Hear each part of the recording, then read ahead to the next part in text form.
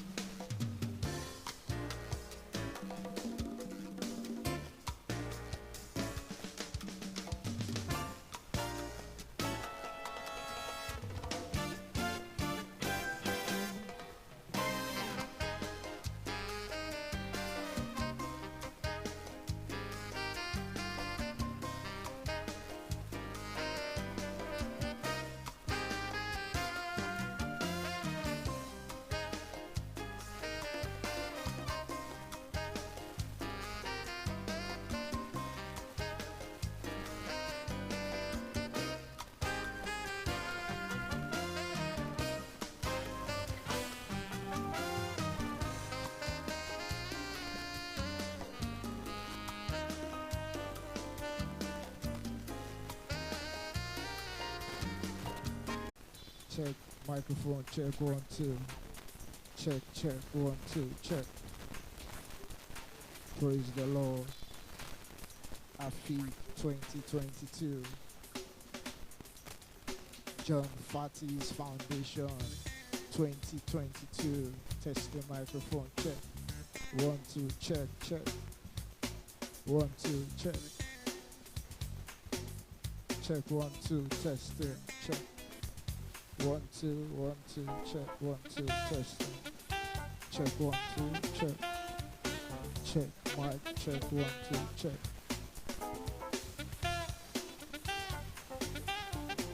Check, testing, microphone, check, 2, check. Check, or 2, check, 2. 1, 2, check, 2. Check, 2. Check. Check 2, microphone check 2. Yeah. It's without balance. Check 2. Check 2, check 2. Microphone check. Oh, 2, 1, 2, check.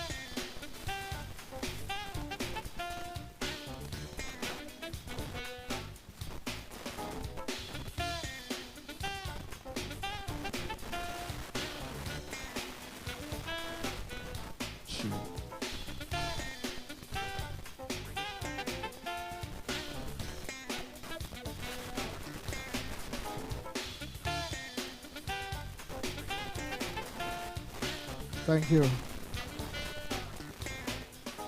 Good afternoon, everyone. Good afternoon, sir. Good afternoon, ma. Sorry for starting a bit late. This event is supposed to start by 12, but due to some technical difficulties, that's why it's like this. So, we're very sorry. Ladies and gentlemen, We're starting right about now with John Fatuyi's Foundation, which is a maiden edition. If you know you are happy, you're looking beautiful, you can see handsome guys, and my dad is in the house. Can we please appreciate this great initiative with a sounding round of applause as we start this wonderful event. Thank you so much. God bless you. We'll be starting this event with an opening prayer, and then we'll do the national anthem. They said I should pick from the audience a very beautiful young lady to lead us in the opening prayer. So I'm just going to walk up to a beautiful young lady so that she can bless us, and then we do the national anthem. Beautiful young woman, can you please give us an opening prayer?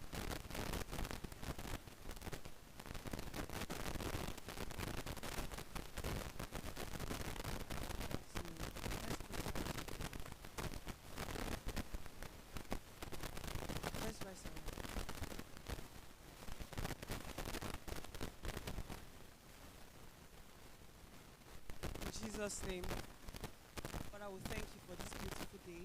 We thank you for everybody here. Father, be thou exalted in the name of Jesus. We thank you for the opportunity of seeing everybody in good health. Father, be thou glorified in the name of Jesus.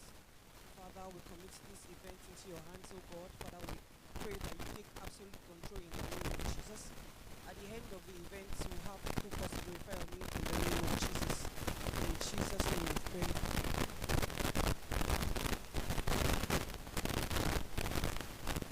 Please give a sound a round of applause, please, for that wonderful prayer. Thank you so much, my beautiful young lady, for that wonderful prayer. So, ladies and gentlemen, we are all Nigerians, I believe, and it is a culture that, as a good citizen of this wonderful nation, would like us to please be on our feet as we take the national anthem. Second stanza. We are used to singing the first stanza, but let's do the second.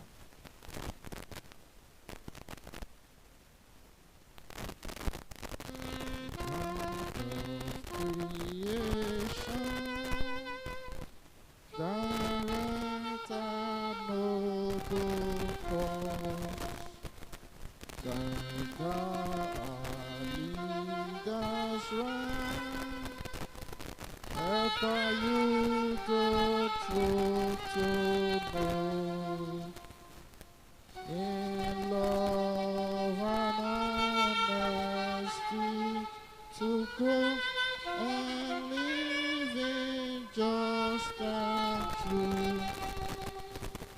Great lofty height attain to build a nation where peace and justice shall reign. Can we please give ourselves a sounding round of applause? Ladies and gentlemen, let's be seated. Thank you. Like I said earlier, ladies and gentlemen, this is John Fatuyi's Foundation. The grandson has taken over the foundation, and today is going to empower close to 30 people. Can we please put our hands together for that? First and foremost, I want to thank every one of us seated here for coming out, for supporting Architect Abiodun Fatuyi. Amidst our busy schedule, we are here to support this handsome young man. Can we please give ourselves a sounding round of applause again? Quickly, we are all notable personnel in the house, but there are some people I really want to recognize. In no particular order, ladies and gentlemen, please, I'd like to recognize the presence of the MD Root Force Nigeria Limited in person of Mr. Olusegun Adewumi. Come on, please give him a sound round of applause. He happens to be the uncle to architect Abiodun Fatuyi. Please, a sound round of applause again. They said blood is thicker than water. So we have a representative of the Fatuyi's family. Also, ladies and gentlemen, we have the senior member of FS Club and representing the most distinguished senator, Benga Bariwu Ashafa. Mr. Dayo Adesoya is in the house, ladies and gentlemen. You're welcome, sir. God bless you. We appreciate you. Also in the house, ladies and gentlemen, we have the president of FS Club, the person of Barrister Ibilowo Afolayo. Please, a sound round of applause for the president. Also, ladies and gentlemen, I have my Oga here, the chairman, Nigeria Institute of Architects, Lagos State Chapter, the person of architect David Majekodumi. Please, a sound round of applause.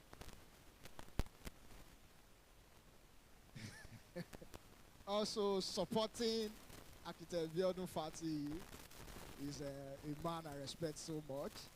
He happens to be my lecturer when I was in Yaba College of Technology. He was my project supervisor. He's my guy now. We are rubbing minds. We are doing projects together now. Architect A.A.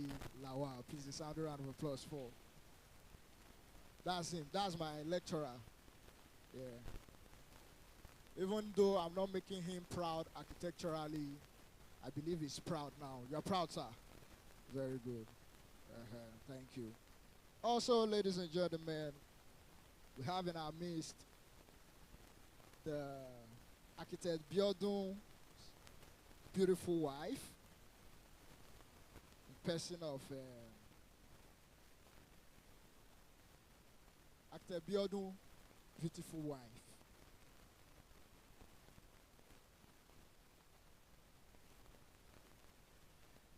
In person of architect Peju. Please stand up for recognition. Yeah, she's beautiful. Very beautiful. Architect Peju Fatuyi. You know, hardly you see two architects get married. But for those who have done it and who is in it, it takes, you know, a whole lot of effort. It's not easy for two architects to get married because who want the house? First of all, but it's a good thing. Thank you so much, Mrs. Peju, for sharing this innovation with my brother here, my elder brother. God bless you. Ladies and gentlemen, I'd like to call on Mrs. Olubukola Fabumila for the opening remarks. Yeah?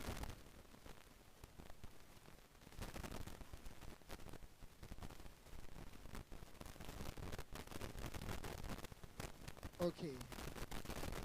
Now, ladies and gentlemen, it is a big honor for me to recognize the presence of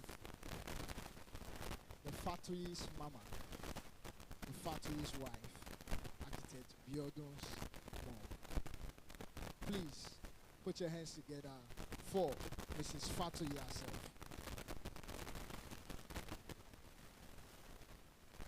Thank you so much, man. You know, when you look at architect Abiodun, you look at the mom. They look like twins now. You know, it's a good thing. Now, ladies and gentlemen, at this junction, I would like to hand over the microphone to the convener of this great empowerment program, architect Abiodun. Please, a sound round of applause. Thank you very much.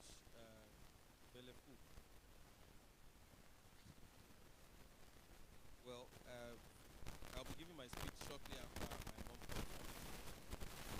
But I don't think it will do justice to the introduction of such a strong woman. I decided to take it back.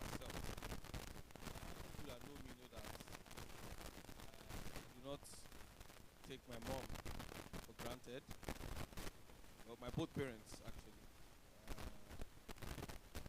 But my mom especially is the brain behind the John Fatuyi Foundation. She's always taught us. Thank you. She's always taught us to live for ourselves.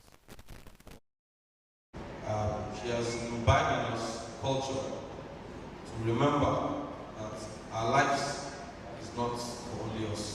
And today, in her lifetime, she's seen results of the things that she has taught us as kids. So join me, please, and welcome my mother, Deaconess Faith.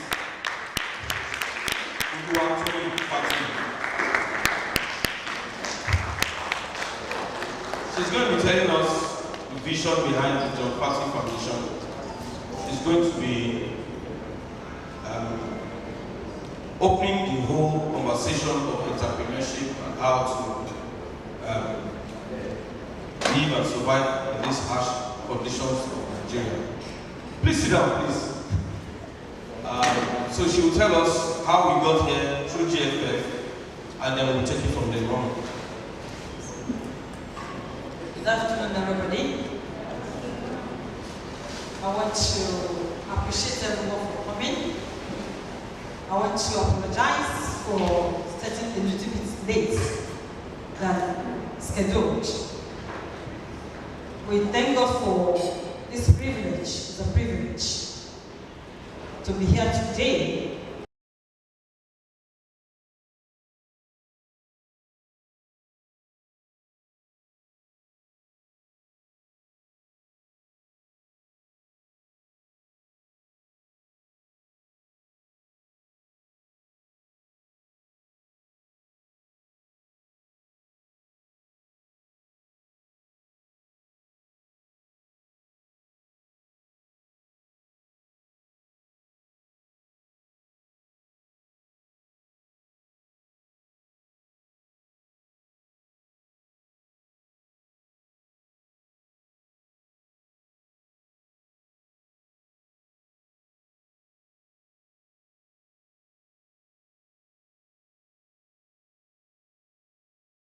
Having party.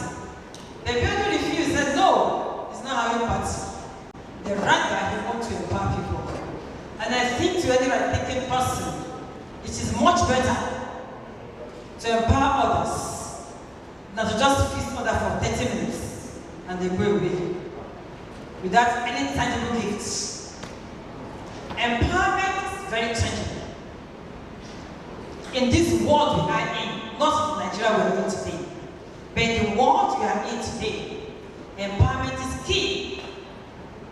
And I thank God for his life, for making that option. John Fatuyi Foundation. The late man called John Fatuyi was a stark illiterate that never entered the four walls of a classroom, but was highly interested in education. To the extent that in his town, village, or hamlet then, called Ushekiti, there was only one primary school owned by an Anglican church then. So he insisted that he belongs to CSC, Christ Apostolic Church. And he insisted that they were going to have a primary school the way Anglican school as well as a school. The Anglican Church rose against this. They were very angry. They insisted there was not going to be a school after CSC. But this man stood his ground and laid down his life and said, even if they are going to kill me, I am ready to be killed for a school, a primary school for that matter, to take off in the name of CSC. Lo and behold, after all said and done, CS school started in Ushekiti. And to the glory of God today, that school is making the best out of education in that town as of today. As we are talking, we have 5 of such schools in Ushekiti. And out of the 5, CAC is always number 1. It's always number 1. Talk of academics, talk of sports, talk of whatever. They are always first. And they have the largest population of children. Where you have others, the Anglican that started before having 200 children, CAC will have 450. So lo and behold, the year 2016, God gave me a vision for this foundation. And what is it about? To assist these children in this school. You know, there was a time government took over all schools. The same thing happens to schools at Ushekiti then. They all became government schools.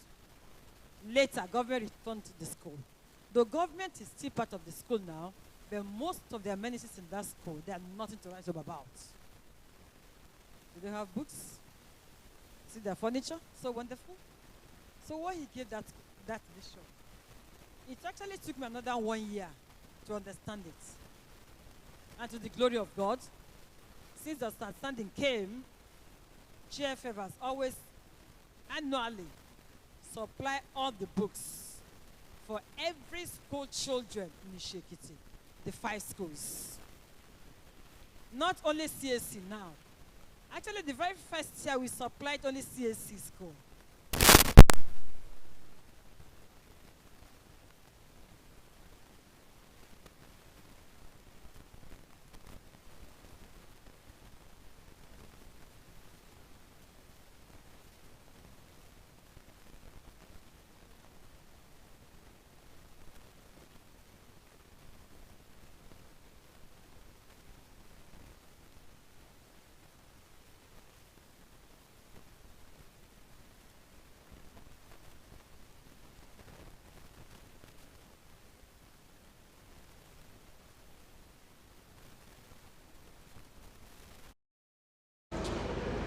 You need to see the joy in the faces of parents each time we take this exercise book down. Because normally we print here and then send the books home for them every session.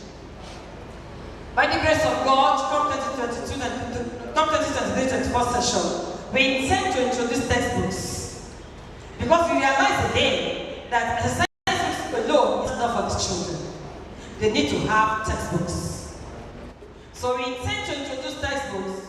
And the core subjects for now, the English, the mathematics, the basic science for the children, beginning from the next session. And we'll see how it goes again. And today, to the glory of God, Abiodun's birthday comes up on 26th December.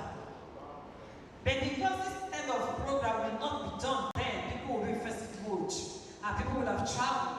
That's why I think he opted to be today for the empowerment program. When Abiodun finished school, Abiodun refused to work in any company. He insisted he wants to be on his own. I want to believe that is part of where he thought of empowering others. I want to believe that is why it crossed his mind that, okay, if I could do this, and God is helping me, he can still use me to do this for other people.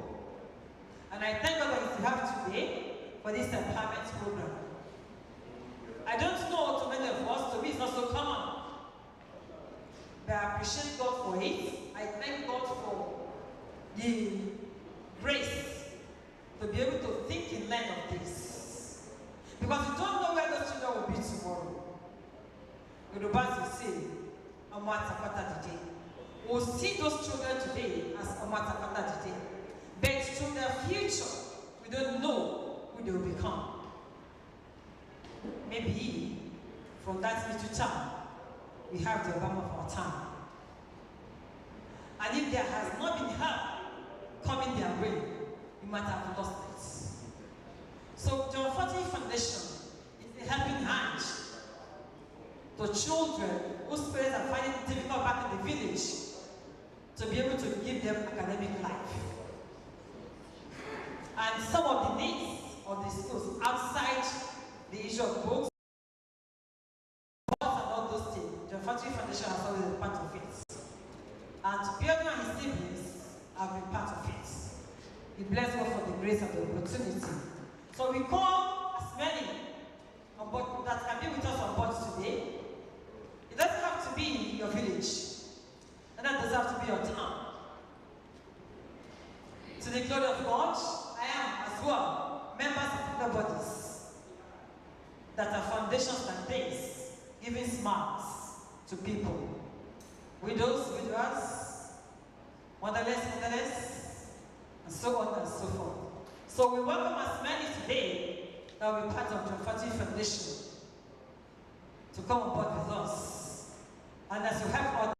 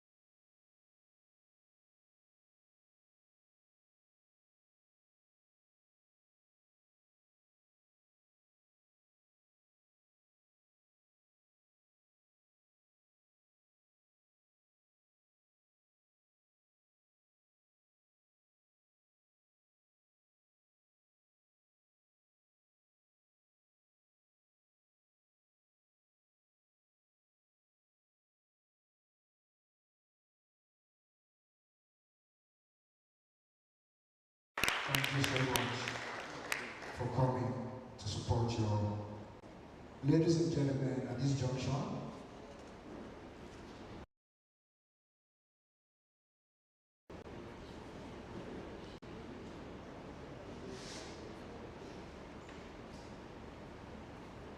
Okay.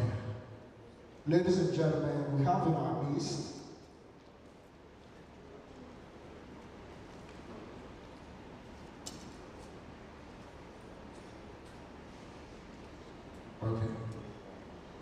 Ladies and gentlemen, we have in our midst the former Deputy Governor of Lagos State, the person of Otumba Femi Petro. He is the chairman, Smedley, and he is going to be talking to us in a matter of 10 minutes from now. So sit down, relax. Let's hear from, our deputy governor. They said a president is always a president. So also a deputy governor is always, he's moving in that hierarchy. And I'm proud to see the former deputy governor of Lagos State.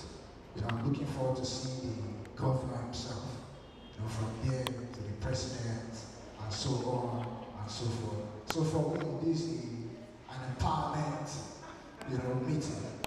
It's a good one. God bless you, sir. God bless you.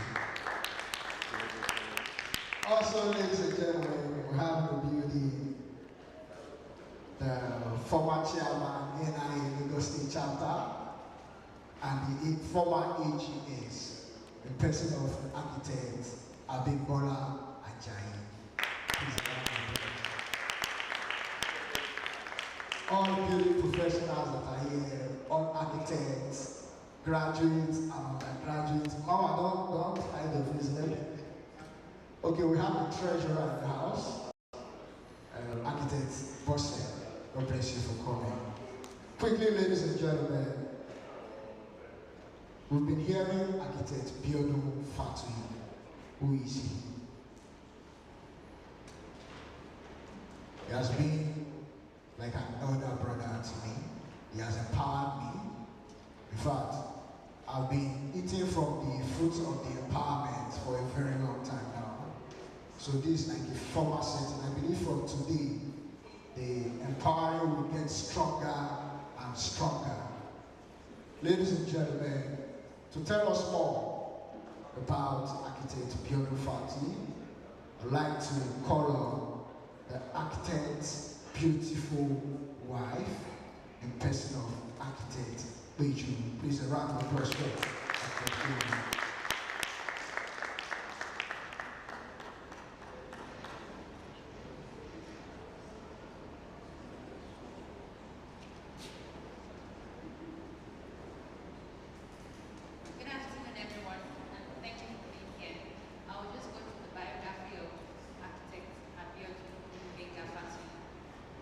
Abiodun Fatuyi was born in Lagos on Sunday, 26 December 1982, to the family of Mr. Olusegun Samuel Fatuyi and Mrs. Oluwatoyin Faith Fatuyi ni Adisa of Ushi-Ekiti State and Odinjo Ibadan, Oyo State, respectively.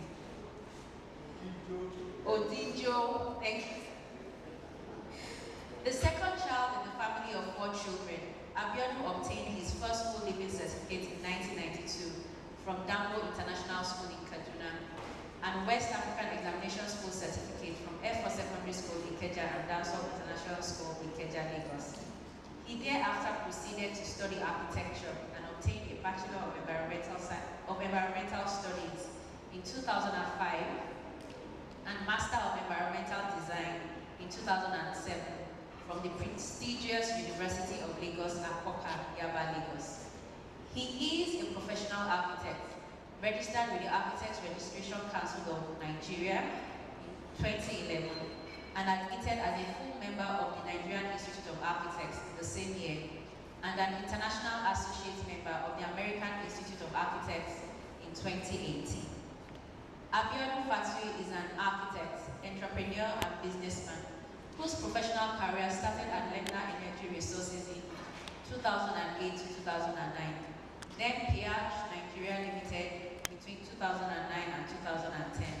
He also worked as a partner in Paradigm Shift Limited from 2011 to 2017, and thereafter set up his own practice, Paradigm Limited, a real estate development, construction, and consultancy company based in Lagos State, which he operates till date. His professional career, spanning circa 15 years, sharpened his skills in entrepreneurship, contract administration, and various construction experiences. He is an excellent architect with great passion for creativity, innovation, and effectiveness in professional responsibilities. In pursuit of excellence, Abiodun is open to research on sustainable architecture, especially with energy and power management in construction. Many years in various construction developments, including residential, educational, institutional, commercial, and government projects in various areas in the Federation of Nigeria.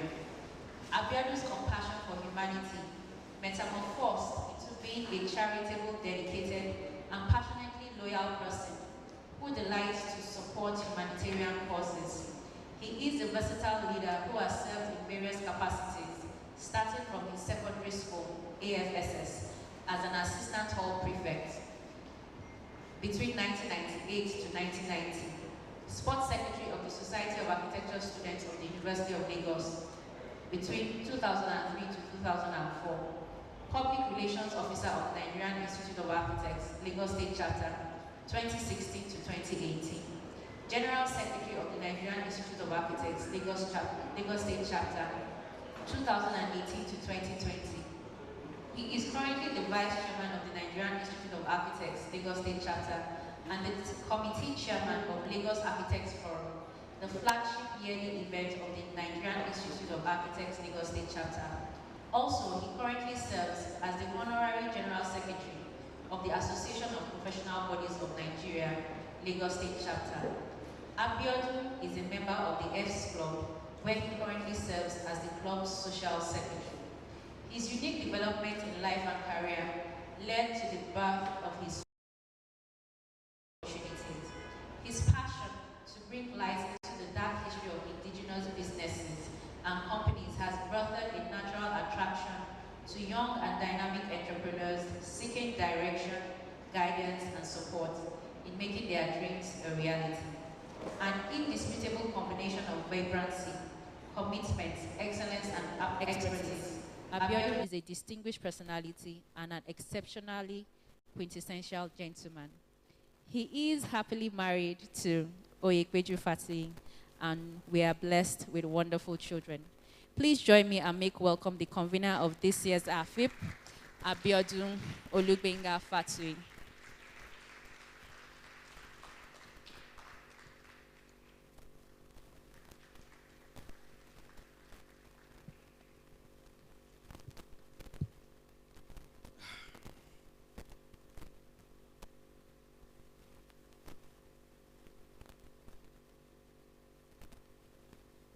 His Excellency, Otumba Femi Pedro, my Presi, Barrister Below Afulayan, the Chairman Nigerian Architect, Architect David Babalola Machakutum, Mr. Daya Adisoya, I want to thank you especially for gracing this August occasion. Not to forget my uncle, architect Niyo Motosho, Spirit of Lagos. Thank you very much. I decided to just mention these people because they have just blown out my mind this morning, this afternoon. Their presence means so much to me, and I hope that at the end of the day, it will be worth everybody's time. My speech is going to be very short because I have not done so much myself in life. I've just started to evolve into another page of life. I'm also learning in the business. And I feel that the best way to learn is to share your experiences. And that's why I've created this platform. So I'll take my speech from the top. My name is Abiodun Fatuyi, and I am big on opportunities. I would like to first and foremost thank the Almighty God, who has counted me worthy to reach this milestone. I also want to thank you all, every one of you, for partnering with God on my behalf. I could have not reached this milestone without you all. So help me give yourself a round of applause.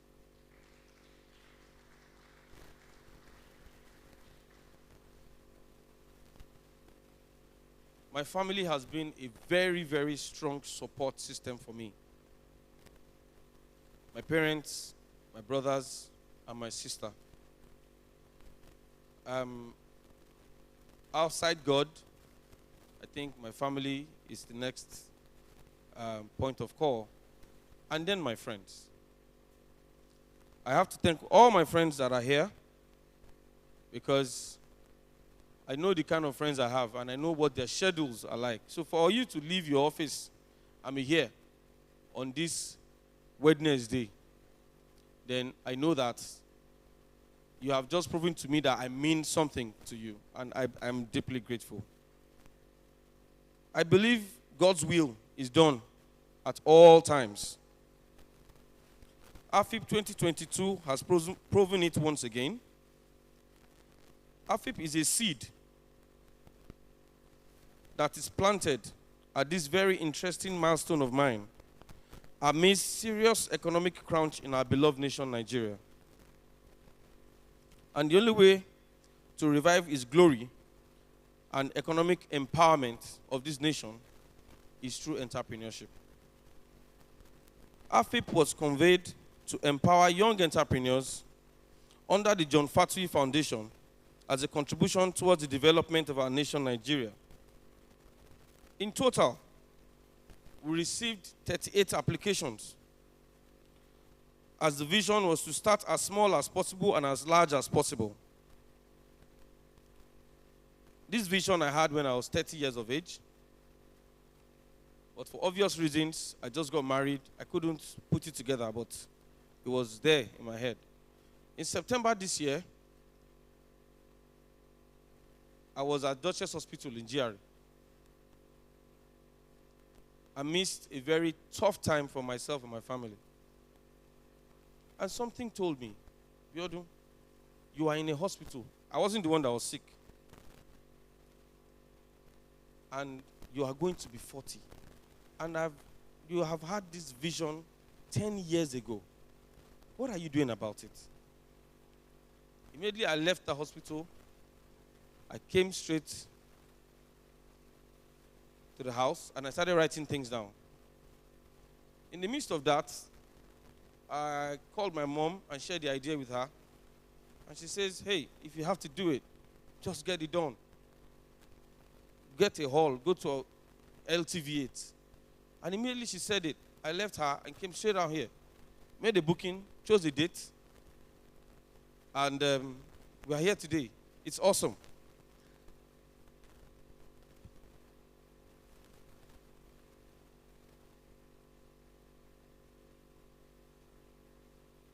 Out of the 38 applications, we pruned down to 22 through a very vigorous verification exercise, checking the information that they provided,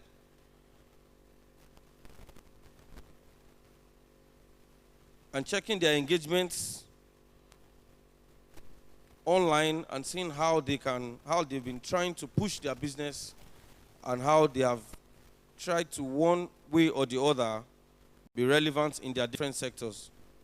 Each of these successful applicants are going to have a monthly online entrepreneurship class for the space of 1 year, and we will appraise their business at every quarter. All will be done virtually. Thank God for technology. So we are coming out at a time where we can actually reach ourselves just by the buttons of our phones, if we are disciplined enough to do that. So that we can evaluate the impact of this program on their businesses and see how we can improve or also do better. Let me ask you all here. Do we know any business founded in Nigeria by a Nigerian that is 100 years old? 100 years old. Do we know any business of sort? That is, if anybody knows, please, let's discuss. If you know any business that is 100 years old. I know Nigeria is about 60 what? 62? So maybe you might be too, okay, let's do 50 years. Maybe 100 years is too unrealistic. But I mean, that's the problem. We realize that once a founder or an entrepreneur is dead, the business follows almost immediately. This is something that has been a point of concern for me, starting business at a very young age. And I keep on wondering, why are Nigerian businesses dying after their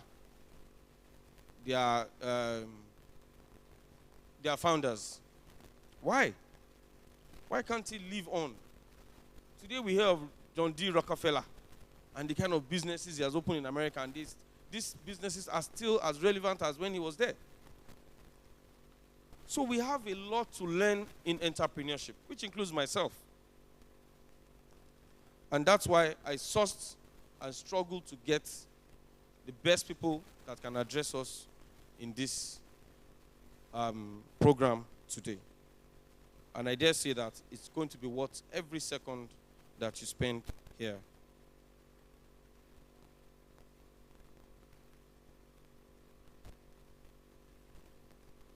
The organizational structure of all the companies from time to time may fail because of the changes that we inquire, that we meet. And what causes all these changes? Because the business was not designed to handle such change. Now, I'll use my background as an architect. If you build a house, and your house has a foundation for 2-story building, and you decide to make it a 7-story building, please, who knows what will happen to that building? it will be weak, and eventually it will crumble. So if your business is not ready for change, is not ready to move the way the economy is responding, the way the technology is responding, then we might be in a lot of trouble. This also enhances the fact that we need to continue to teach ourselves about entrepreneurship. We need to learn and relearn. We need to come to speed with modern trends, especially in entrepreneurship.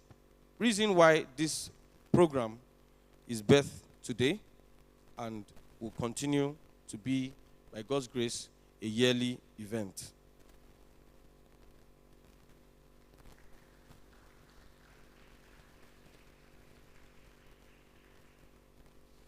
Leaders must design their business to accommodate major changes in the world. It might be through government policies, it might be technology, it might be anything.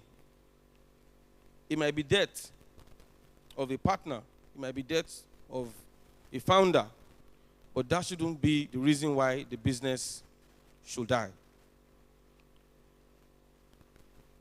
And what will keep this business alive? It will require a well-structured organizational system to keep the business alive and relevant. The system must make up the organization just as the human body is made up of different systems. Steve Jobs once said, "You cannot connect the dots if you are looking forward. You can only do it looking backwards." So, you need to keep moving forward and hope that the dots align somehow. So what am I saying? What was Steve Jobs trying to say? He's trying to tell you that you have to keep moving forward. But you don't know what you are achieving until you look back.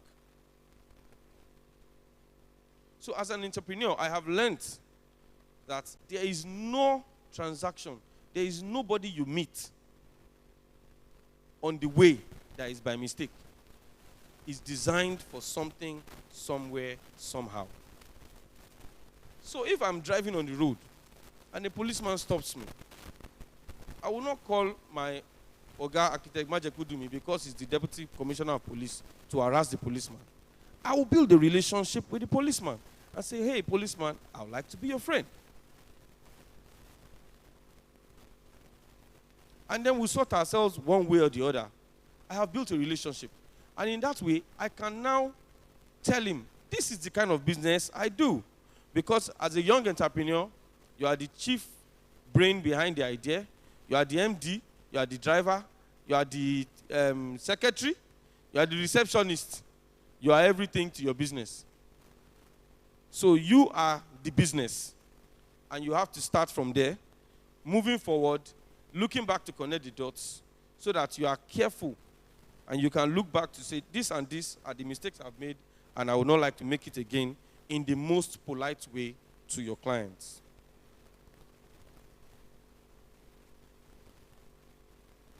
The key message from this famous motivational speech that I read is that we are always learning. We are always growing and finding out new information. It is all about what we choose to do with the information that defines us. As Steve Jobs said, your time is limited, so don't waste it living somebody else's life. My mom came and said, I never wanted to work for anybody. That's the honest truth. I did work for a few people, but I wasn't happy. And I realized that these are great people. Fantastic people that showed me love and care. But in my mind, I knew that this was not what I was called up for. I knew I had a calling, and I knew what it was. But at that time, Abiodun, you have to get a job. You can't sit down in the house and not have a job. I understand. So I had to, just follow the tide until I got an opportunity to start a partnership with a friend of mine, which lasted for about 7 to 8 years. I learned a lot in that partnership, and over time, I started my own company, and To the glory of God, we are doing the best we can. We can be better. We will be better. But like I said, just as Steve Jobs has advised, we are moving forward and hoping that the dots will connect itself.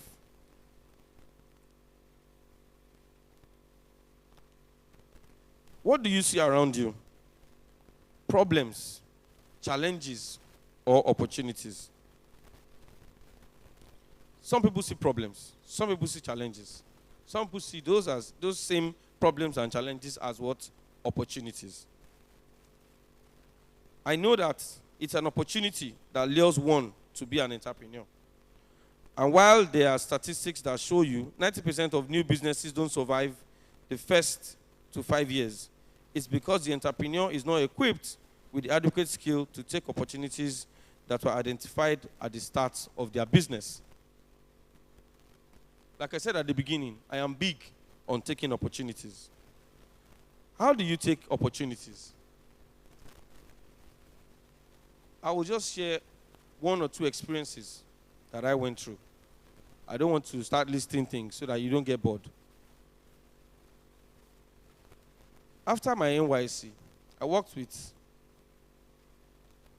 an Italian company at the beginning, so I worked with some foreign guys.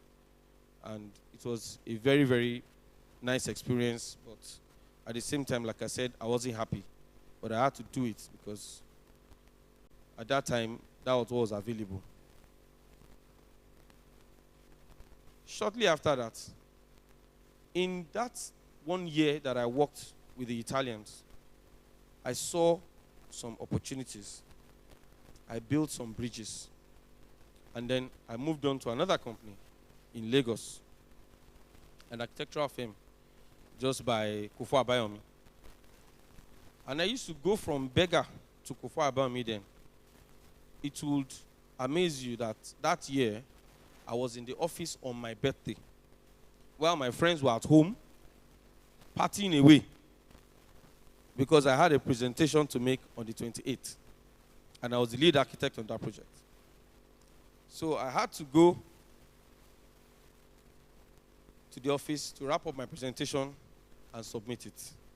Those are part of the things that made me unhappy. Yes, it's true. But in that organization, I also saw opportunities, and I developed my skills further. When I jumped into the life of an entrepreneur, I started my own business. What were the opportunities that I was seeing? I realized that I needed to meet people because that is the only way I can get a commission. I realized that I needed to be nice to people. I needed to check my attitude. I needed to respect everyone. I needed to understand what I wanted. And I needed to focus so that I don't get derailed along the line. Many opportunities have come. And I have tried my best at every point in time to take advantage of those opportunities. When there's an opportunity to serve, I'm the first to jump at it. I'm not afraid to serve. I'm not afraid to clean your chair. I'm not afraid to clean your shoe. To me, I'm giving. As my mom will always say to us, the hand of a giver stays up. So we have been taught to give. And giving is not always about money. You can give by making yourself available, by making yourself relevant for any cause at any time. When you are doing that, you are going to be seeing opportunities. Except you are negative and maybe you want to start looking at problems, challenges, or that might come. But like I said, let us not call those problems. Let's just call them opportunities. Affep is here to guide these businesses, these applications, and to take advantage, to guide them to take advantage of the opportunities around us and around them. Please keep an open mind and learn from the experience of our speakers today. We have two major speakers. The keynote speech is eat, and the keynote is going to come after this, my own small talk now. Participate in the panel session. I'm talking to the applicants especially now, and whoever of my friends can wait behind. Remember that your network is an efficient tool to achieve your desired goal. Be a blessing, as what you make happen for others is a seed that returns with a harvest beyond your wildest dreams. You are here to leave a positive, undeniable mark on humanity and Nigeria. The success and advancement of many is tied to you succeeding, to your business thriving, and you cannot give up. It may be stormy and uncertain. Do not give up. Remain focused and always look for the opportunity in every situation you find yourself. I endeavor all in attendance today to ensure that you give every day, that you give at every opportunity you find. I implore you to please make sure that you lend a hand of support. It does not have to be financial. It can be in terms of advice. It can be in terms of mentorship. My mentor is here, Architect David Majekodumi. And I must say that I am very proud of him. And I cannot say that I could have, in my profession, achieved the little I have achieved without his advice and his support. It means a lot to me. And guess what? He was one of the first people that got to this hall today. So we have now moved from mentorship to father and son.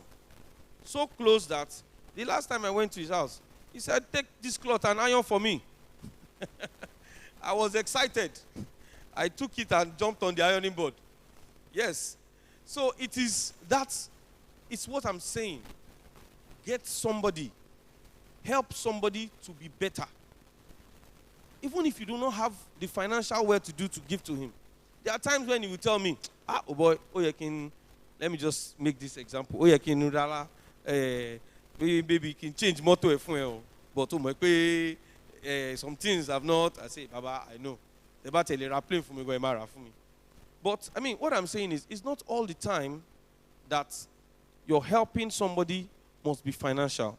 We can make it a way, advice, and be there for as many people as we can. Thank you once again, everyone, for coming. I am deeply grateful, and I pray that by next year, we'll convene again with a new set of applicants, and then we can make progress.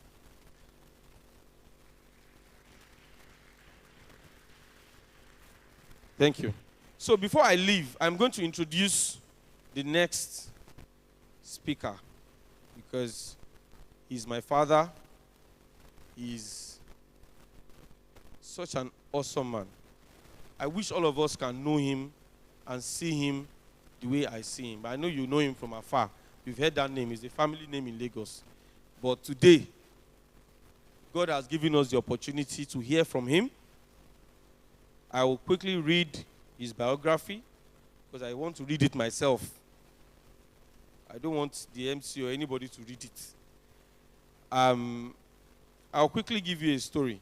So we are both members of a club, a very small club in Yaba. Our president is here, my presi. And I've been thinking, who can give a keynote speech in this kind of program? And his name just popped up in my mind. Of course, I've been following him, following his trajectory and how he has been moving. Check him out online to see what Baba is up to, you know. So I knew that the name did not just come. It was preordained. How do I now see him? Because this period we are in is very sensitive for us. Our local. So Baba might be in Abuja. He can be in Lagos. I said, how do I track him? So I just said, okay, you know what? Let me just drive down to our club. Lo and behold, that was the same thought I was having, leaving the office and entering my car. And immediately I entered the club.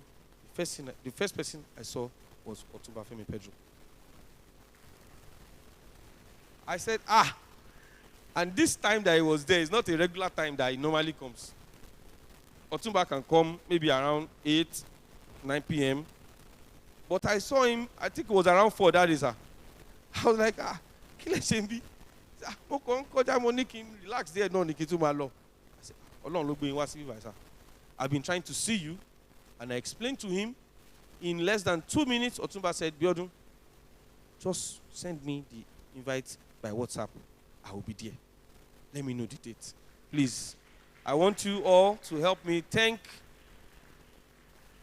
my new adopted political mentor, because now you have to be taking me around now.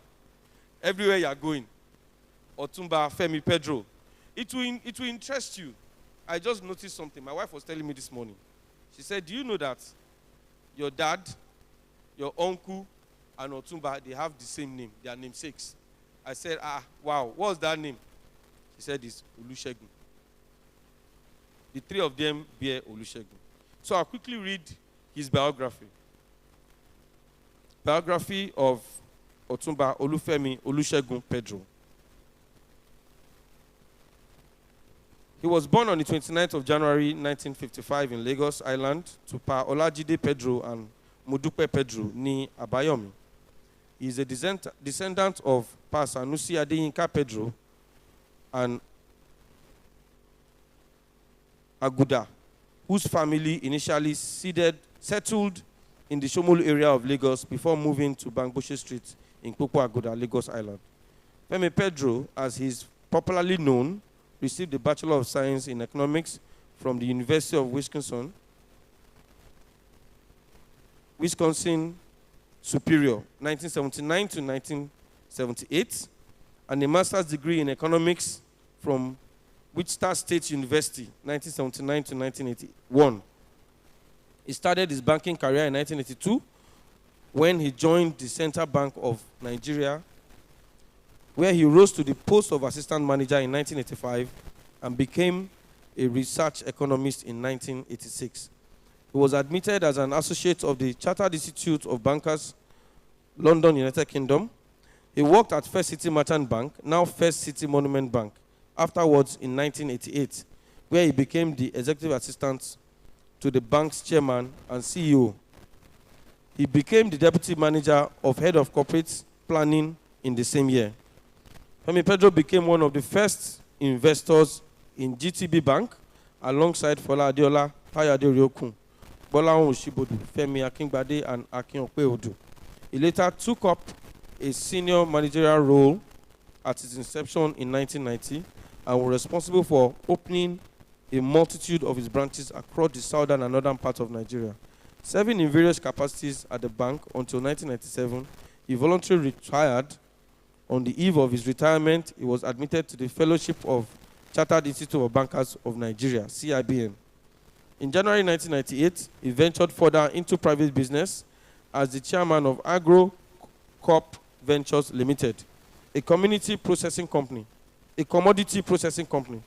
In November of the same year, 1998, he was appointed managing director and CEO of Comet Merchant Bank, later known as Finbank, following the acquisition of the bank by a consortium of investors, including himself. Finbank, by a merger effected in October 2012, became part of First City Monument Bank. Femi Pedro has been politically active and was the first Nigerian ever to contest for a gubernatorial election under the Labour Party platform.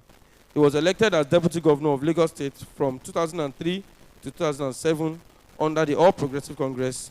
In his years as Deputy Governor, Femi Pedro was appointed Chairman of Lagos State Revenue Mobilization Committee. They restructured, reorganized, and re-engineered the Board of Inland Revenue. His experience in the banking sector helped increase Lagos State's initial generated revenue, IGR, helped increase Lagos State internally generated revenue, IGR, from the rate of 300 million naira per month to 7 billion naira within 18 months. He was popularly referred to as Mr. You might be cautious to call this one, but I'll say it.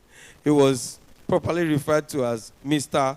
Pedronomics, primarily due to his affinity towards micro and macroeconomic policies. Femi Pedro introduced and implemented the PSP and waste management model that is currently used in Lagos. He was also in charge of conducting extensive research in Brazil with other cabinet members to study and understand the novel metropolitan bus transport system, which resulted in the BRT. On March 1st, 2018, by the appointment of President Muhammadu Buhari, Femi Pedro is the current chairman of the Small and Medium Enterprise Development Agency of Nigeria, SMEDAN, and is also the founding chairman of the Lagos State Sports Trust Fund, an astute businessman and passionate to inspire young people. He authored a book on the fundamentals of wealth creation, true entrepreneurship, investing, and leadership, even in the midst of a global pandemic or economic recession, titled The Formula to Wealth, which was launched June 5, 2020. He's happily married to my Lord, Jumoke Pedro, a High Court judge in Lagos. Please help me give a resounding welcome to 2022 Abiodun Fatuyi International Program, our keynote speaker, Otumba Olufemi Olusegun Pedro.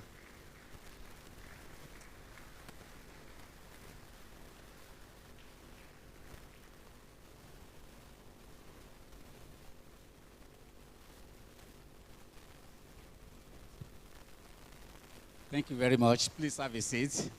I don't know why you continue to call me Papa.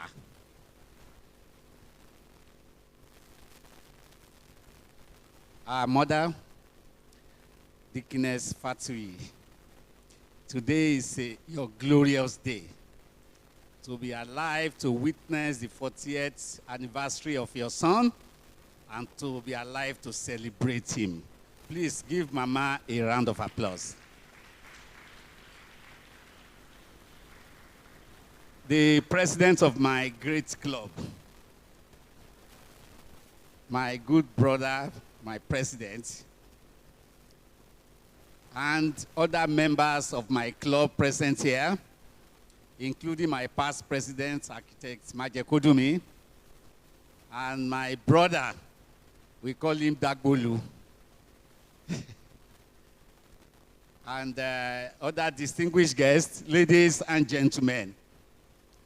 It's indeed my great pleasure to be here this afternoon.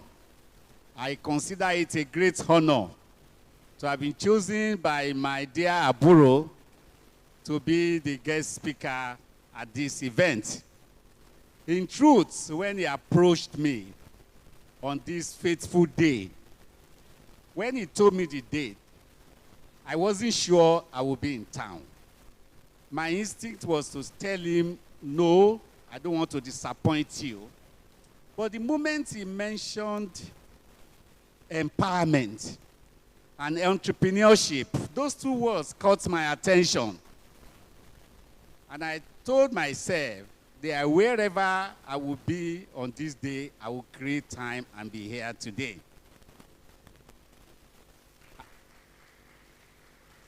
And luckily, I am in town. However,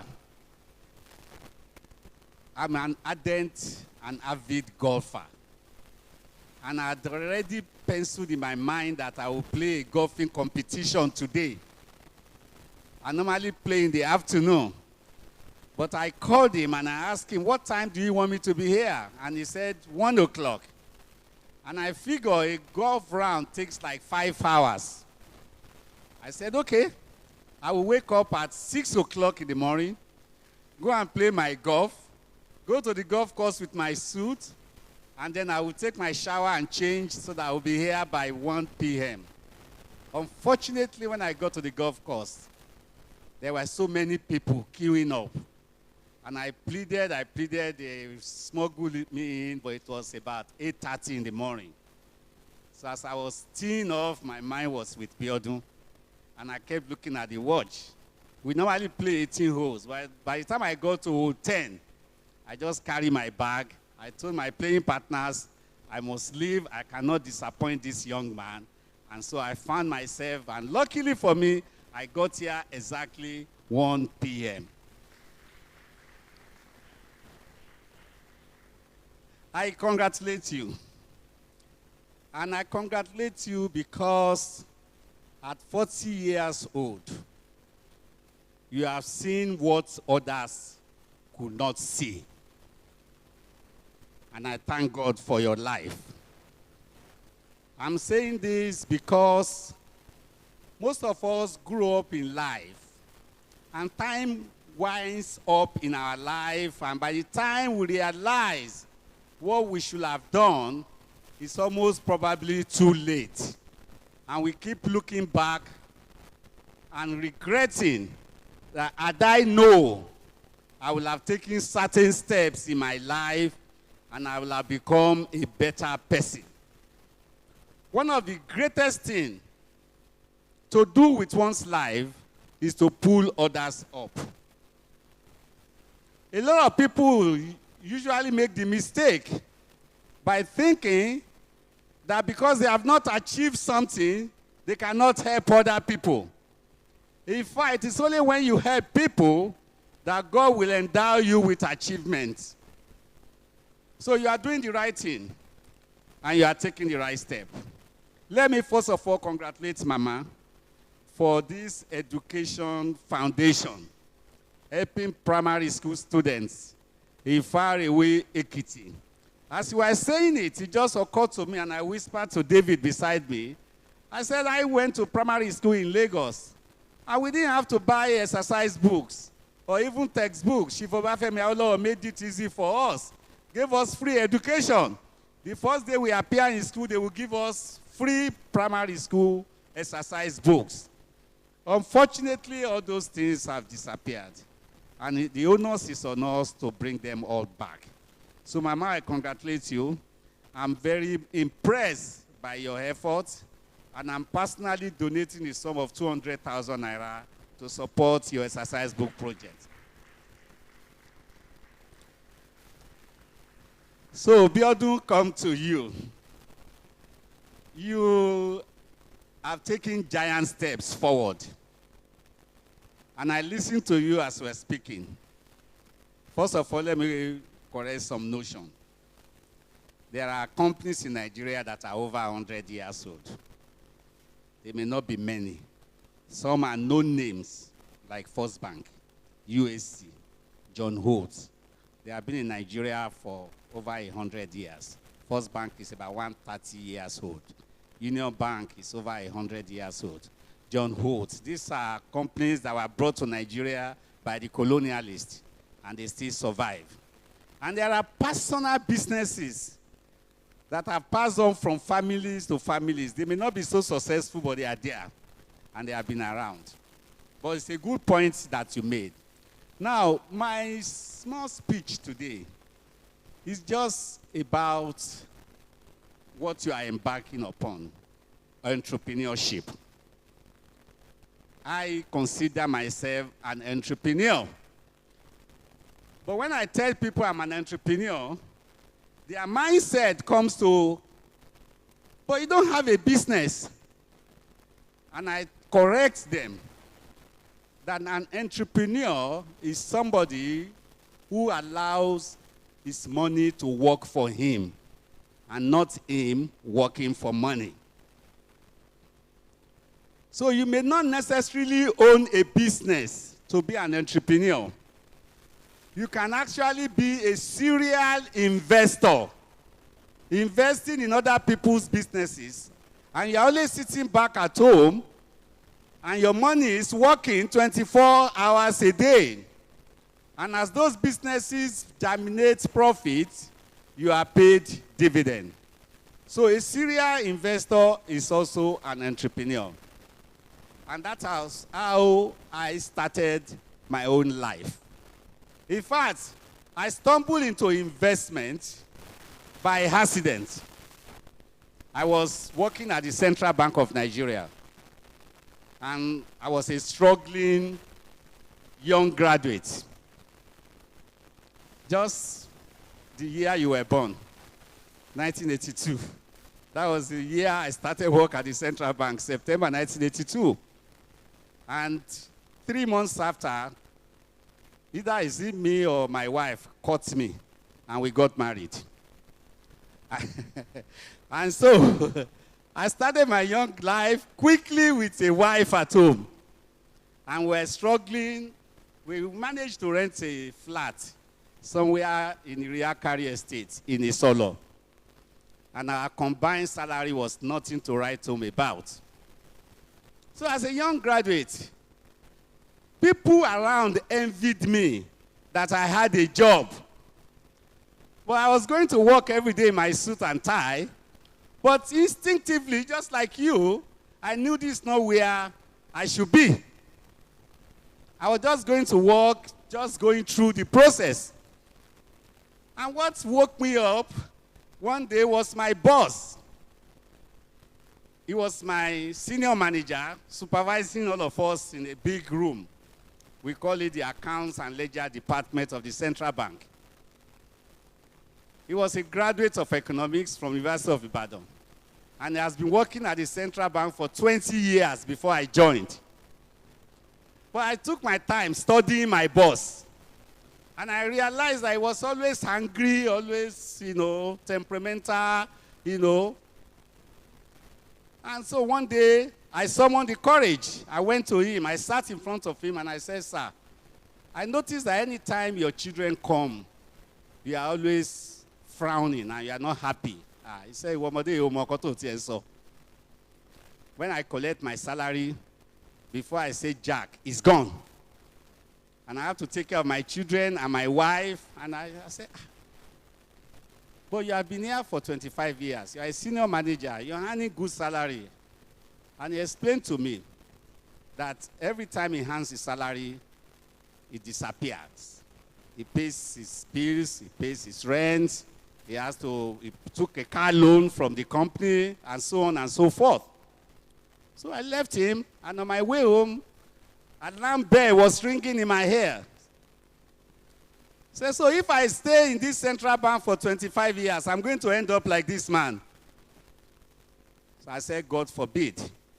But I didn't know the answer to the solution. I thought looking for another job was the answer. But coincidentally, I had an elder cousin who was working for Shell Oil Company. He was based in Port Harcourt. And he would ask me to pick up his mail in his house. And then he would tell me, when you pick up the mail, open them one by one.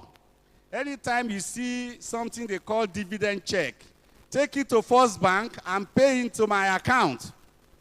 So when I leave office, I will go to his house. I will pick his mail up, and I noticed that every day there will be one dividend check or the other.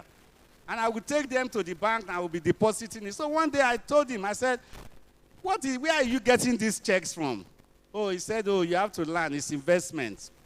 I spend all my money in the stock market. So that was what triggered my interest in the stock market. So with my mega salary, I opened an account with an investment company on Broad Street. And every time I collected my salary, I would walk in there, deposited some money. Please, just start an investment account for me. And that was how I started. And I wasn't a rich man. I was really poor. I was earning an entry-level salary at that time.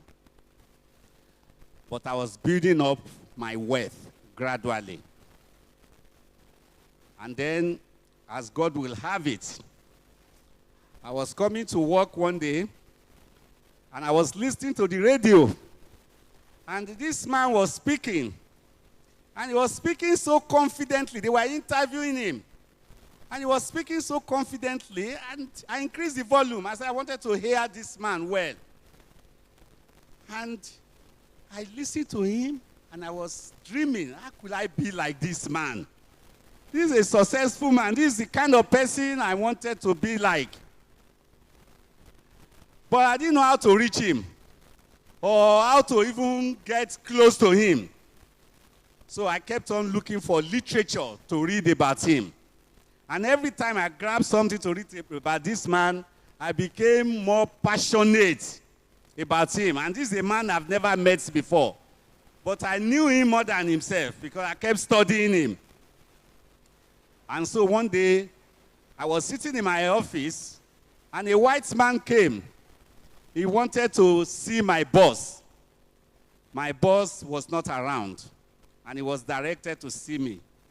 And he said he came to make inquiry about a central bank product that his bank was interested in. And I asked him, he gave me his complimentary card. And immediately I saw it, my head started to swell. And I said, I must impress this man.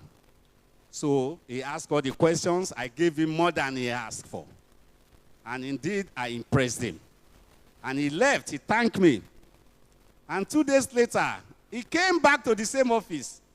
And he said his boss would like to see me. And I said, really? He said, yes. I asked him what for. He said, when we get there, you will know. So I followed him. And I didn't even have the common sense to ask him who his boss was. I was just too eager. So I walked into this palatable office environment, completely different from where I was working at the Central Bank of Nigeria. And lo and behold, I imagined this office was to me like a palace of the emperor. And I saw this man sitting behind the desk, looking so royally and majestic. I was shaking like a leaf. And he said, young man, come forward. I moved closer. And then it dawned on me that this is the same man that I've been passionate about, thinking about. I heard him on the radio, and I found myself in front of him. Maybe it was destiny, I don't know. But the only word that came out of him that day was, I'm impressed with the meeting you had with my MD. He spoke highly of you. I want to employ you. And I said, what, sir? He said, yes, I want to employ you. I want you to come and work for me directly. Not even with the bank, but as my assistant. And I was in shock. And immediately they asked me to wait at the reception. And then later they came up with a letter of employment. My salary at the central bank then was 18,000 naira per annum. This was in 1985. And the man gave me a letter of employment. It was 65,000 naira with a car and a driver. I said, I hear me. So when I got that letter, I didn't go back to work. I went straight home. And I told madam, I said, what are you want, madam? So my wife was dancing with joy, but my problem was not over. So I got back to the office the following day, and I went to my boss.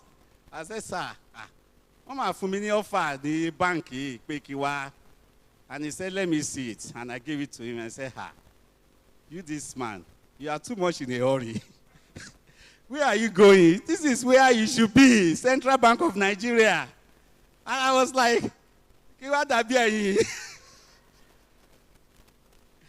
anyway, so that was how I took the offer to work with Otumba Shubomi Balogun at First City Monument Bank. And I became his executive assistant at that time. And from the day I entered that office, I made up my mind that I was going to be like this man. So the first thing I did was I started dressing like him. I went to change all my suits.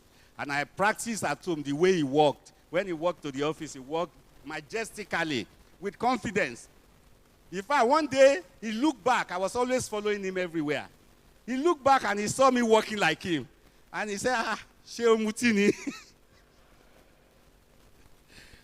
So he became my mentor. And Otumba is so proud to be the first Nigerian to own a bank in Nigeria. All banks before him were owned by foreigners or the federal government of Nigeria.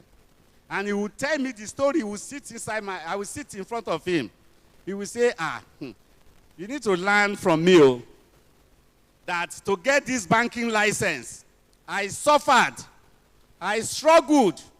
They kept saying, how can we trust a Nigerian with a banking license? And I made efforts, they would reject me. But eventually, I got it. So we cannot afford for this bank to fail. At the time I joined him in 1987, the bank was just 3 years old. And he was still building it up. And he was so proud of what we had. So one day, he sat me down, and he was telling me the story of how he chased his banking license to London to meet the Minister of Finance. He followed him everywhere, begging him that he would not disappoint them, that they should trust him with the banking license. And the question that came out of my mind to him was that, do you ever think that somebody like us too can hold a bank? He said, yes, if you follow the right path. And so that's how I was working with him. And lo and behold, just 2 years working with him, and I became very close to him. I was like a son to him. I was sitting in the office, and a friend came to me and said that I was with some friends yesterday, and they were discussing that they wanted to start a bank of their own. And my mind went to you because you had worked at the central bank before, that maybe you could help them to package their application. And I said, why not? That would be interesting. So he invited me to their meeting. And I was expecting to see men as old as my boss, who also wanted to start a bank of their own. And I saw young boys. One of them had met before, casually, and they were my age mates. At that time, I was 31 years old. And they were sitting down talking about they wanted to start a bank. And I was like, these guys are jokers. Where will you get the money? At that time, the minimum capital requirement was 20 million naira. Don't forget that I told you that my annual salary was 60,000. So you can imagine the gap between 20 million and 60,000. In any case, they gave me the assignment. Said, we heard that you work at the central bank before. Go and help us prepare our application. If you do it well, we will pay you. And so I ran with it. I did some work here and there. I went to CBN, my old friends, talked to them and gather information. And I put the whole feasibility report together. And 2 weeks after, I went back to them. And I submitted the report to them. And they said, they read it and they said, wow, they are impressed that every requirement is contained in this report, that they will submit the report to the CBN. And then they will call me back if they hear anything. And I left them. And I didn't hear from them again until about 3 months after. They sent for me and said I should come. And I met about 5 of them at that time. And they said, well, congratulations, so your report was accepted. We have been given approval in principle. And the first thing that came to my mind was, I said to them, I said, you mean you guys are really serious? And they said, yes. It's okay. They said, well, we are ready to pay you now for the work you have done. So one of them brought out a check. Late Tayo Aderiokun. God bless his soul. And he wrote a check of 10,000 naira. At that time, 10,000 naira was equivalent to like $15,000. So I grabbed that check. And in my head, I was thinking, maybe I should use it to buy a car. The price of a Peugeot car at that time was about 6,500 naira. And so I turned back, and I was walking out of the room, and it just hit me. Say, wait a minute. You have been dreaming that you want to own a bank. And these are young boys who are setting up a bank. And you are just walking away. You must be a fool. He was talking about opportunities at a time. So I turned back, and I went back to them. I said, I'm not going to join you. They said, you want to join us? I said, yes, but you don't have the money. Where will you get the money? I said, how much do you need? They said 200,000 naira minimum. That's like 4 times my salary. When you see an opportunity and the person tells you this is what you need to get this opportunity, and that thing that they ask that what you need to get this opportunity is out of this world, what will most people do? They will run away. They will say, no, I can't do it. This is beyond me. But something told me to lie that day. Immediately they said 200,000. I said, yes, I have it. And the guy looked at me. He said, you have it? I said, yes. Are you sure? He saw the way I was saying yes, that I wasn't sure. He said, okay, we'll give you 6 months. If you can bring 200,000 in 6 months, you join us.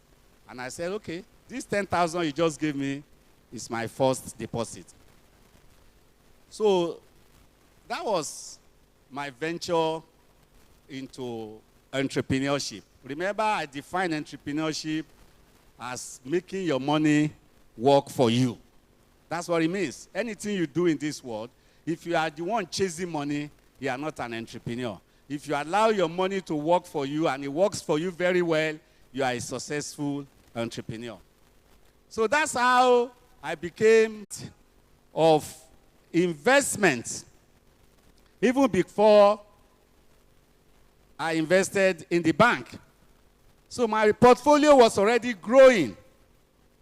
And as I was in the bank, I kept on putting my money back into investments. And this is part of one of the reasons why a lot of us struggle. We are not financially disciplined.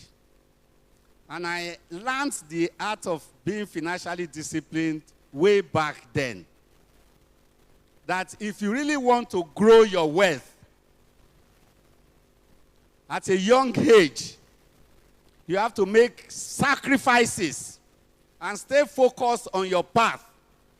You are in your 20s or your 30s and you want to drive a car that is meant for a 50-year-old or a 40-year-old, then you have missed your road.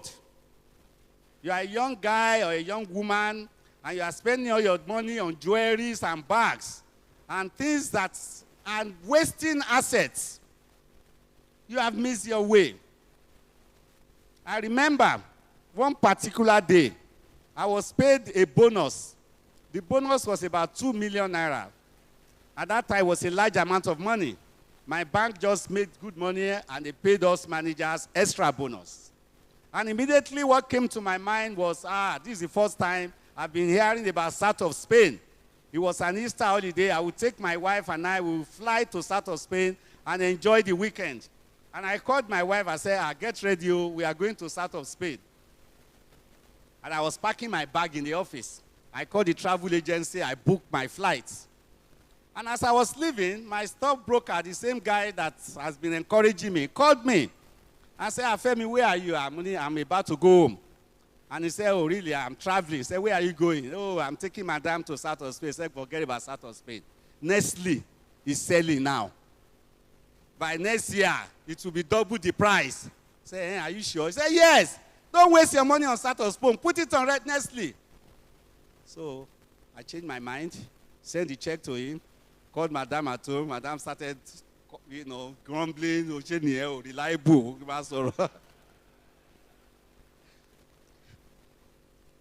But you see, that Nestle, a year after, was 4 or 5 times the price. I made 500 times the amount I paid for Nestle at that time. And if I had gone to south of Spain, I would have enjoyed one weekend, and that would be it. And a lot of us find it very difficult to discipline ourselves. It's human nature. We love good things. We want to enjoy life. But there is time for everything. Hey, now, I can wear Versace. I can wear designer suits. I can buy the best cars in the world. I'm 68 years old. There's nothing I'm chasing anymore. I'm not investing. I'm enjoying my money. In your 20s, in your 30s, those are years to sow seeds. If you are older now, teach your children. Let them make sacrifices at a young age so that they can enjoy the fruit of their labor at a older age. A lot of people struggle because they find it difficult to set aside part of their earnings so that those parts they set aside grow. Even the Bible says it. Save 10% of your income. It's difficult. I know. People will say, "Èló ni mò ń gbà?" Let's make it to my your 10%. Owó tí ò tó mi. But the truth is that if you cannot save with 100,000 naira a month, you cannot save. You will not save with 100 million naira. You will spend it. You will spend it all. So it was this interest in investment that came when I had worked at Guarantee Trust Bank. I was a general manager for 8 years, earning good income. I just woke up one day and I said, "Mi ò ṣe mọ́. It's time for me to start a business of my own." And I had enough cash reserve to do that, to go into business on my own. The first business I went into was to set up a mortgage bank. Just like Asiwaju would say, "Ó lulẹ̀ láàrin 9 months."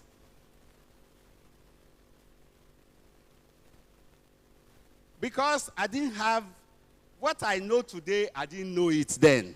I didn't have the experience of entrepreneurship. Those things I learned over the years.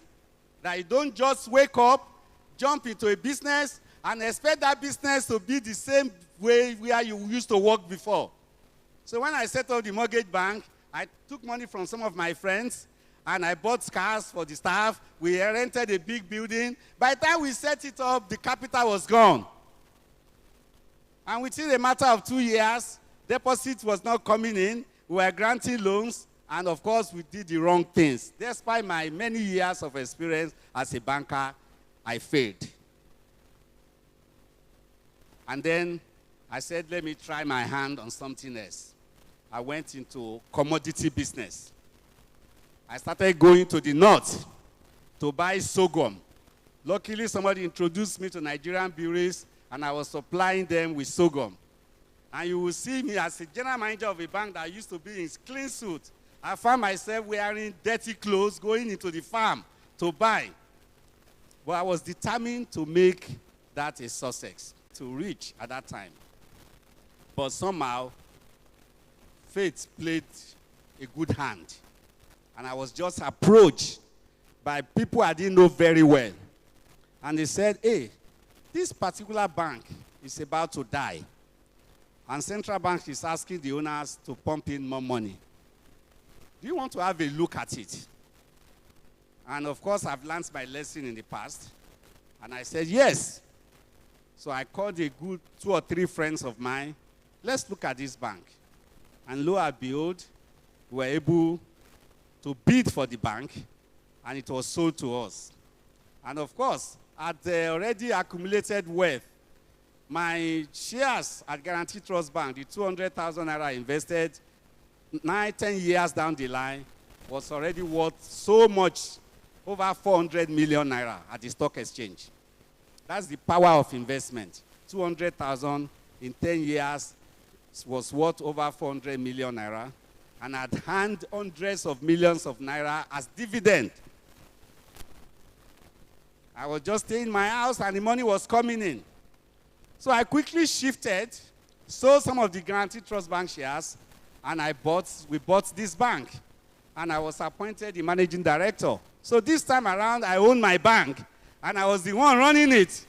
I mean, what joy, again, would you want for yourself? So I was really very happy with my life, that I've managed to build something to this level, and I put everything I had on the bank. I was the chief marketing officer. I was going everywhere, selling the bank. And lo and behold, the bank was growing very well. We didn't have any problem. I learned a lot working for Guarantee Trust Bank that he helped me grow my bank. But you see, wherever you are, whatever you do, luck and opportunity will meet you up there if you open your eyes.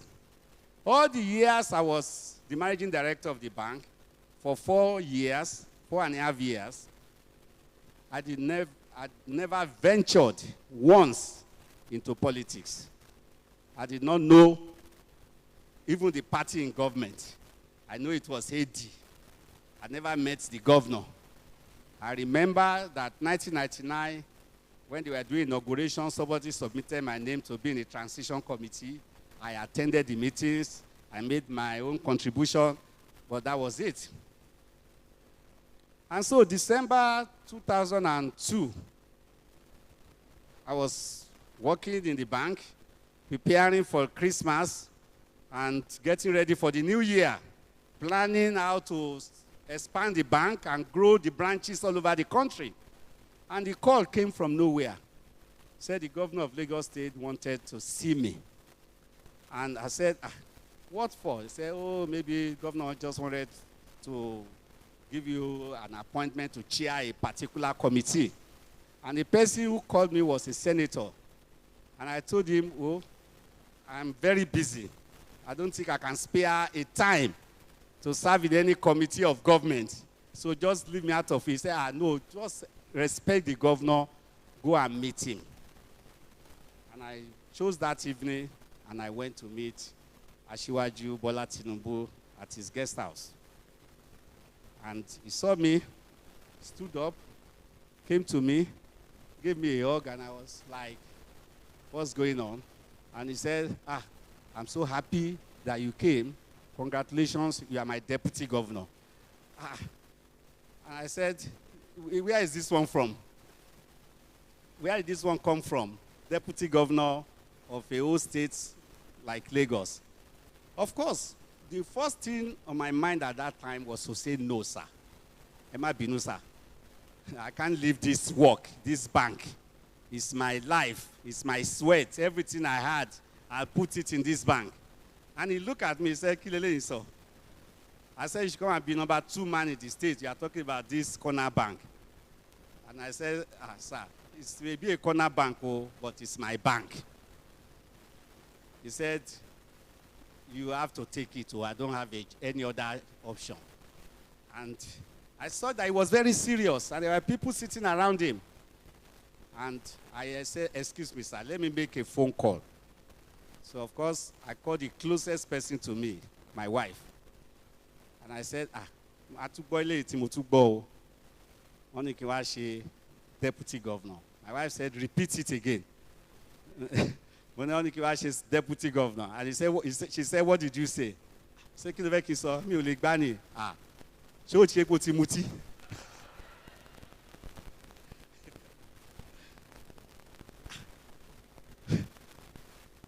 My wife at that time was already a high court judge. So she's in the system. So she understood exactly what was being offered, but I didn't understand. So I went back to the governor and I said, but sir, give me 2 weeks. So he said, okay, now, you must decide. So at the end of the day, that's how I moved from the corporate world to the political world. Thank you. The transition was not easy because completely different places. Coming from a corporate background, being a chief executive of your own bank, giving instruction, planning, and then finding yourself in a political environment was a complete. So it took me a while to adjust, but I adjusted. And many of my friends know what I went through, all the ups and downs. But I look back today, I give thanks and glory to Almighty God. And so about 2 years ago, I decided that I've learned a lot in all my years. And I need to share this story with young people coming behind me. I want to encourage them and I want to support them. So I put together my experience and the knowledge that I've acquired over the years, many places that I've been to, even working as the Deputy Governor of Lagos State was a wonderful experience. It gave me a lot of exposure. I could see so many things I didn't know. In fact, I realized that all my 20-something years in the private sector was like living in a box. And my 4.5 years as Deputy Governor was like just the world just opened up. I was able to visit so many places in Lagos. I was able to see poverty firsthand. I was able to meet people and understand really how and why they struggle. And I met a lot of entrepreneurs. It opened a different light completely. Because as a managing director of the bank, my head office was in Adetokunbo VI, my house in Ikoyi, I had an air-conditioned car, my family in Lagos Island, I just visit them once in a while, I send money to them. But when I became deputy governor, I saw it completely. And I became a much better person. Now, my advice, a lot of young people, they will come to me. How can I be successful as a politician? And I tell them that our political system here is very unstructured and undeveloped. And so you cannot plan to be successful as a politician. It's like throwing a dice. You throw a dice, anything can appear. It could be 1, it could be 6. So the only way you can guarantee your success is to build your life as a private sector person or as an entrepreneur. Get to a stage in life, like Abiodun now is in his 40s, maybe by the time he's 45, 46, before he turns 50, he can decide, I want to throw my hat in the ring. He has built a career for himself. He has already established a business. He's not hungry. People can see him and evaluate him and say, this guy is knowledgeable, he's experienced, he has something to offer. That is the best time to go into politics. If you go into politics as a struggling person, you will struggle till you die. You will work and work and work, and they will use you, and you will find it difficult because it's like a pyramid. Below the pyramid, there are too many people struggling to get there. And on top of the pyramid is so narrow, only a few people. If I had not been, I asked my boss one day, I sat with him and I said, why exactly did you come to me and choose me as your deputy governor? And he said that when my deputy governor resigned, I was under a lot of pressure to appoint another politician. And he brought so many names to me. And something kept telling me that I must look outside the realm of politics. That I needed somebody with financial background in the private sector who is from Lagos and who has a good background, who is clean, who has no scandal, who has developed himself. And everywhere I turned, your name came up. And why did my name come up? With all sense of humility, it was because my 25 years in the banking industry was sparkling. I didn't visit a single police station. I didn't have any issue with all my employers. I discharged my duties. I didn't steal money. I didn't corner customers' funds. And I worked in places where integrity was so key. Central Bank did not joke with integrity. You mess up, they sack you. FCMB, integrity and character was Baba's mantra. Guarantee Trust Bank, they trained us on integrity and character. And by the time I started my own bank, it was part of our motto. So I developed that. And the reward came because the man saw that this is a person that I would like to bring into government. So again, sometimes you do things, you don't know when people are noticing you. He's doing today. Giving back to people, people are noticing. And when the opportunities will come, somebody will just come and plug you out and promote you to higher levels. So I want to encourage all of us. When I put this book together, I came up with what I call the 10 rules of creating wealth. And those 10 rules came from my own experience and my knowledge of what I learned along the years. And I was able to put them together. Some of the things that he mentioned, having a mentor. The man that I work with, Otumba Shibomi Balogun, was my mentor. I wanted to be like him. He had everything that I would love to become.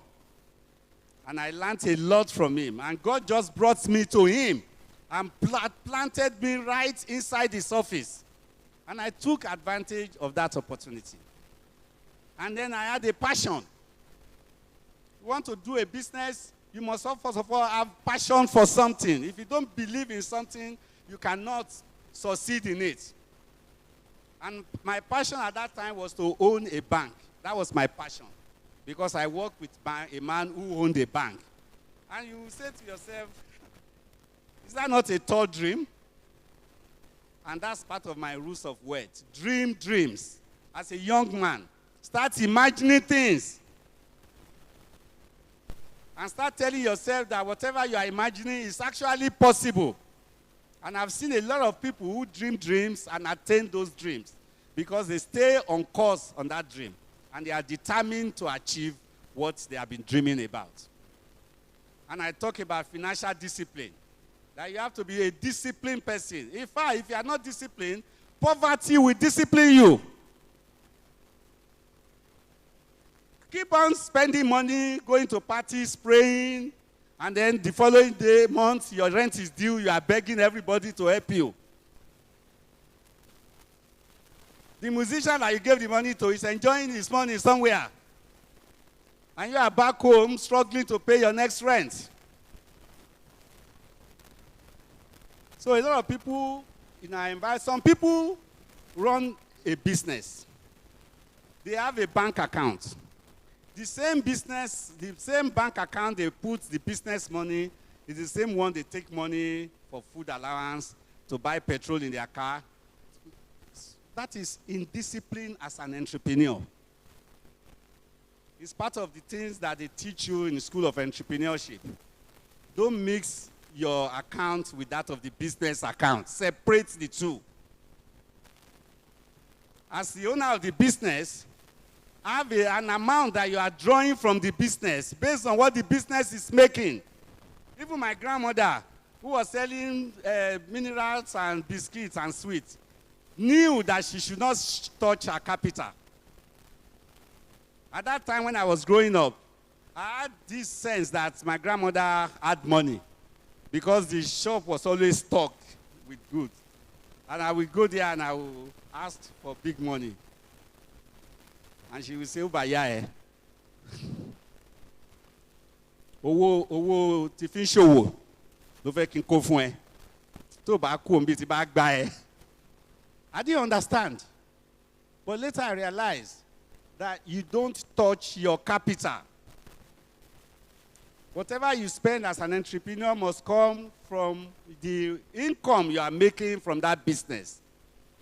And if that income is not enough to sustain you, it means that your business is not doing enough. So some of these are contained in this book. Abiodun, I congratulate you. And as you are lifting young people up, God will continue to lift you up. So the young people you are lifting up, I will support them with a cash of 300,000 naira. And I brought 25 copies of my book, which I think is worth more than that amount, for you to give to those young people. I think you have a copy, do you? Okay. So I'm going to give your wife a copy too, and make sure you read it. I wish you all the best, and I congratulate all the people you are mentoring, you are supporting, and I'm sure many of them in future will come back to tell stories like this. Congratulations. God bless you.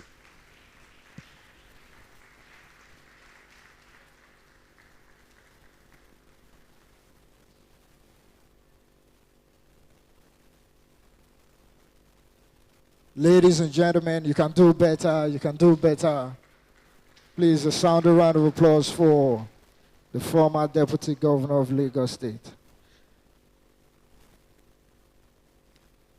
Thank you so much, Otumba, for that wonderful speech. We really appreciate you, sir. Your oil will never run dry. Have we learned something? Have we learned something? We've learned a lot, right? Please, a round of applause once more for my Otumba. I'll start with when Abiodun had his speech. You know, he said so many things.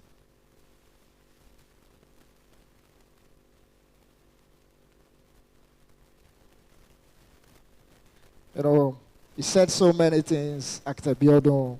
He said, look for opportunities in every situation. We understand that one. And then he said, lend a hand of support, of mentorship. He has been doing that. He has been doing that to me. And then he said, help somebody to be better. Can you please look at your neighbor and tell your neighbor, help somebody to be better? I can't hear you. Help somebody to be better. Thank you. Now, while Otumba was, giving his speech, Otumba Femi Pedro, I called my mom. I said, I'm in the front of the former deputy governor of Lagos State. She shouted, wow, oh, mommy, woti logan. That means, my son, you've gone far. I'm speaking Ilaje now. And she said, what did you do? I said, nothing. Only show Yahweh. Go and take a picture with the former deputy governor of Lagos State. And this picture is going to go far. You know, with the new CBN rule and all that, I have an account with GTB. So if I'm going to withdraw over 100,000, I'm going to present our picture together. So, sir, please do me the honor. And I'm also collecting a book. Please, a round of applause for Snap Away. This is the book. Thank you so much, sir. It's good. It's good to always hear this kind of stories so as to motivate we young guys. Sir, I want to quickly ask, at what age did you buy your first car? At what age, sir? 28 years old.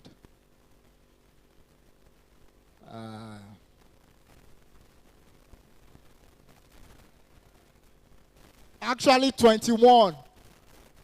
All of far gone.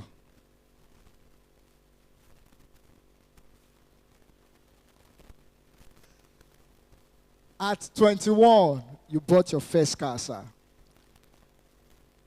No, he said 21. Actually, 21. That means at 28, he changed the car, probably. That was when he knew he had a car. Maybe at 21, he was driving a keke napep.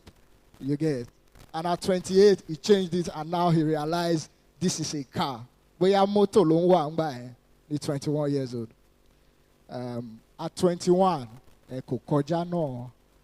At 21, I think I was in HND 1 at 21. So, Architect Lawa, you need to help me. I need a car to help this career. You understand? So help me. To all the people who are hearing the sound of my voice, you need to help me. Ladies and gentlemen, we have our cocktail. It's ready.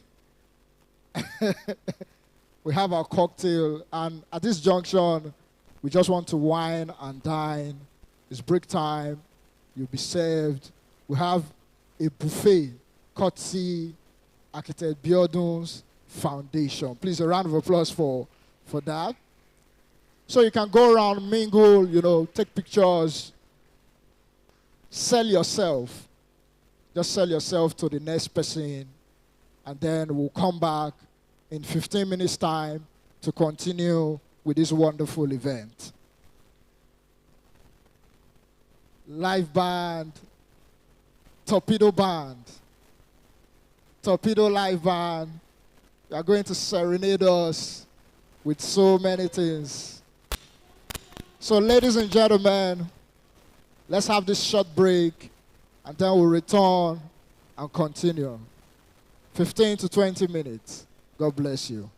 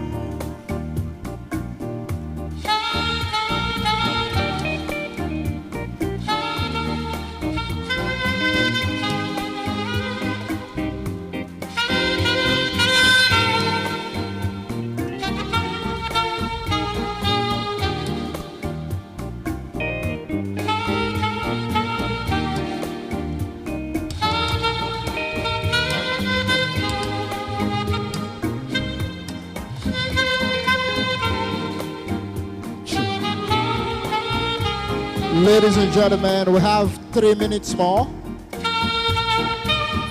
Wherever you are hearing the sound of my voice, we have 3 minutes more to round up our break. Thank you. 3 more minutes. 2 more minutes.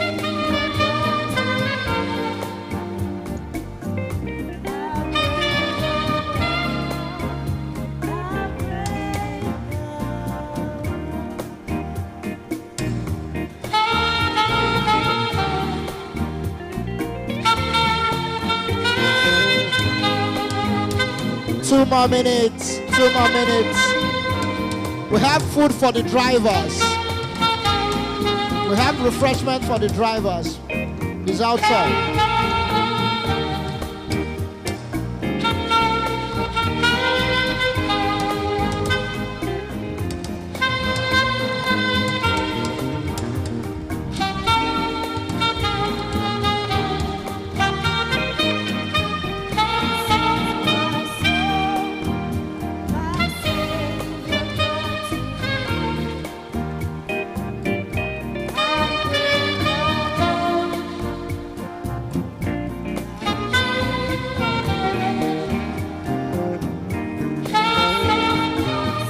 One minute more. 1 minute more.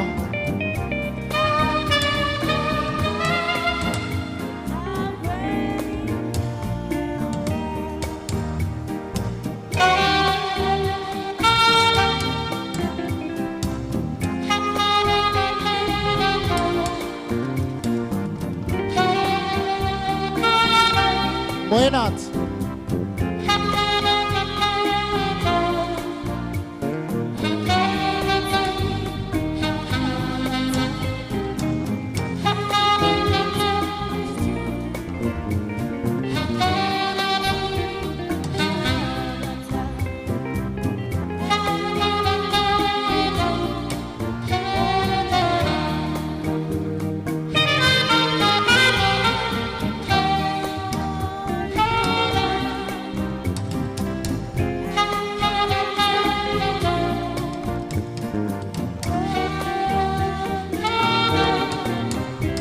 Torpedo band, you have 50 seconds more, 50 seconds.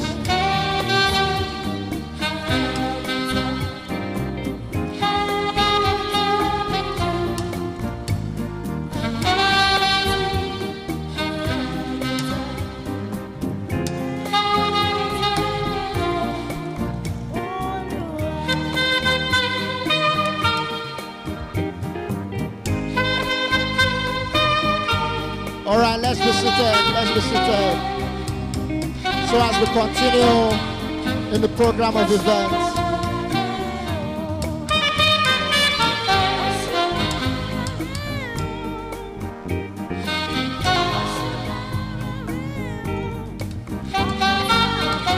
thank you, Torpedo Band. Thank you. Please, wherever you are, let's be seated. We'll continue in the program of events because some of our guests will be leaving very soon. So please, pardon us. Let's be seated, please. If you're in this hall, let's get seated. Those of us at the Chapman Point, please come and sit down.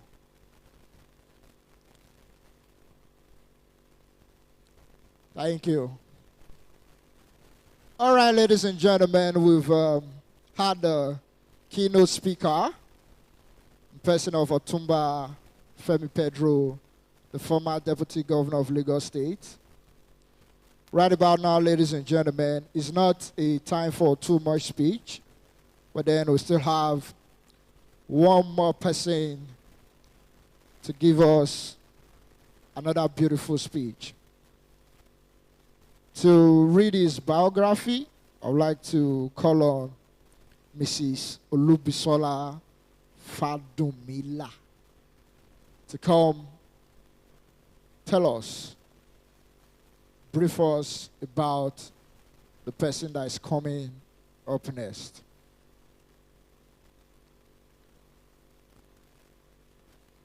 Architect Peju, okay. Mrs. Olubusola Fadumila, please. Please, a round of applause for her as she comes up to let us know who the second speaker is.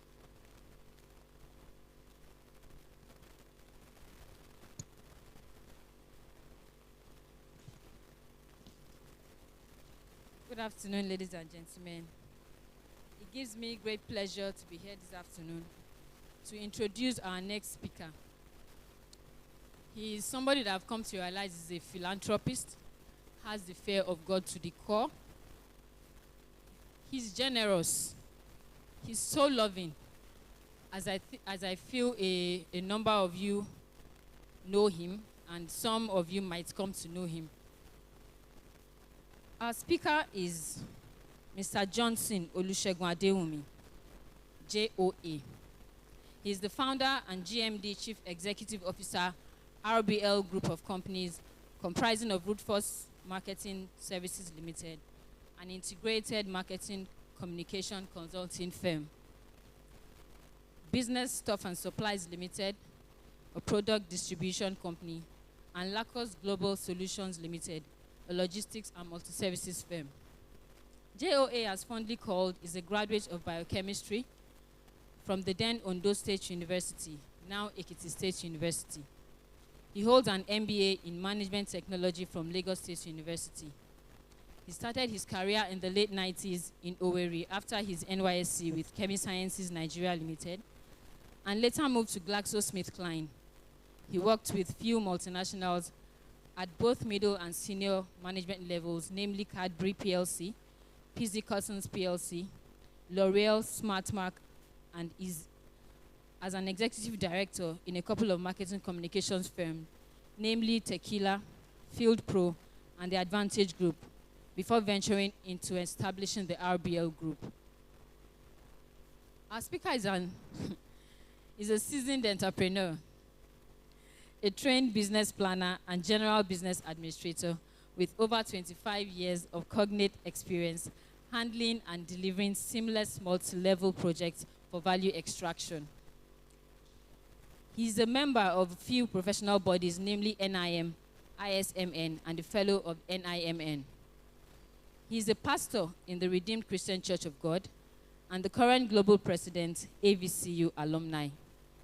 He is happily married to engineer Dr. Mrs. Olayinka Adewumi, and they are both blessed with 3 amazing global icons, Sharon Oluwafunmilayo, Deborah Boluwatife, and Samuel Oluwamayo Mikun. Please rise up and give a resounding welcome to the 2022 Abiodun Fatuyi Entrepreneurship Empowerment Program speaker, Mr. Johnson Olusegun Adewumi. He's very humble as well.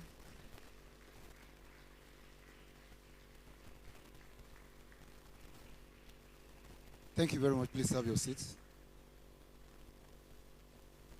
I stand on the existing protocol. I welcome all of us back from our break. I was pondering within my mind after listening to former Deputy Governor taking us through his journey, and I said to myself, this should be more than enough. Let's have the sessions, because I'm waiting for the sessions, because that will really be engaging.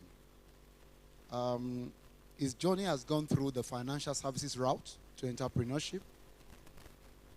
I've gone through the production and manufacturing arm into entrepreneurship. And I think I will be speaking majorly to the beneficiaries today, and as many that are still looking forward to becoming an entrepreneur in no distant time. It's a great honor to meet you again, uncles and auntie. And of course, I've heard so much about you, sir. Sir Majekudumi. It's nice meeting you for the first time. And all invited guests. Our last speaker have mentioned issues around entrepreneurship. And I must tell you that in the nation Nigeria of today, I'm sure you know that there is a limit to which salaries can basically help you to achieve your desires in life. You've got to begin to think very creatively. How do you not just become empowered, but also become a tool in the hands of God to become a blessing to people? I had just a little over 20 years experience working with multinationals. Like my biography mentioned, I had a background in biochemistry. People like me lived at a time when parents basically determines the kind of course of study you enter into. I don't know how many of us can identify with that. They keep looking at your grades, and despite your affiliation to certain subjects, they will still tell you, I want my son to be a medical doctor. That was my story. My dad was a radiographer in the military, so he's been exposed to medical line. And being the first son, he said, Shegun, you will be a medical doctor. By fire, by thunder. So we did WAEC. I'm taking you through a journey. I've decided to jettison all my, so I would spend a shorter time. Did WAEC and passed WAEC. Then, like many of us will say, jumped me. In those days, there wasn't enough information, enough understanding. So people like me end up doing JAM 5 times. After clearing WAEC 1 time. 250, 240. And unfortunately for people like me, I'm from the state where they say you are the most advantaged state in education. So anytime, I don't know whether they still apply that now. Anytime there's a cutoff point, Ekiti's own will be the highest.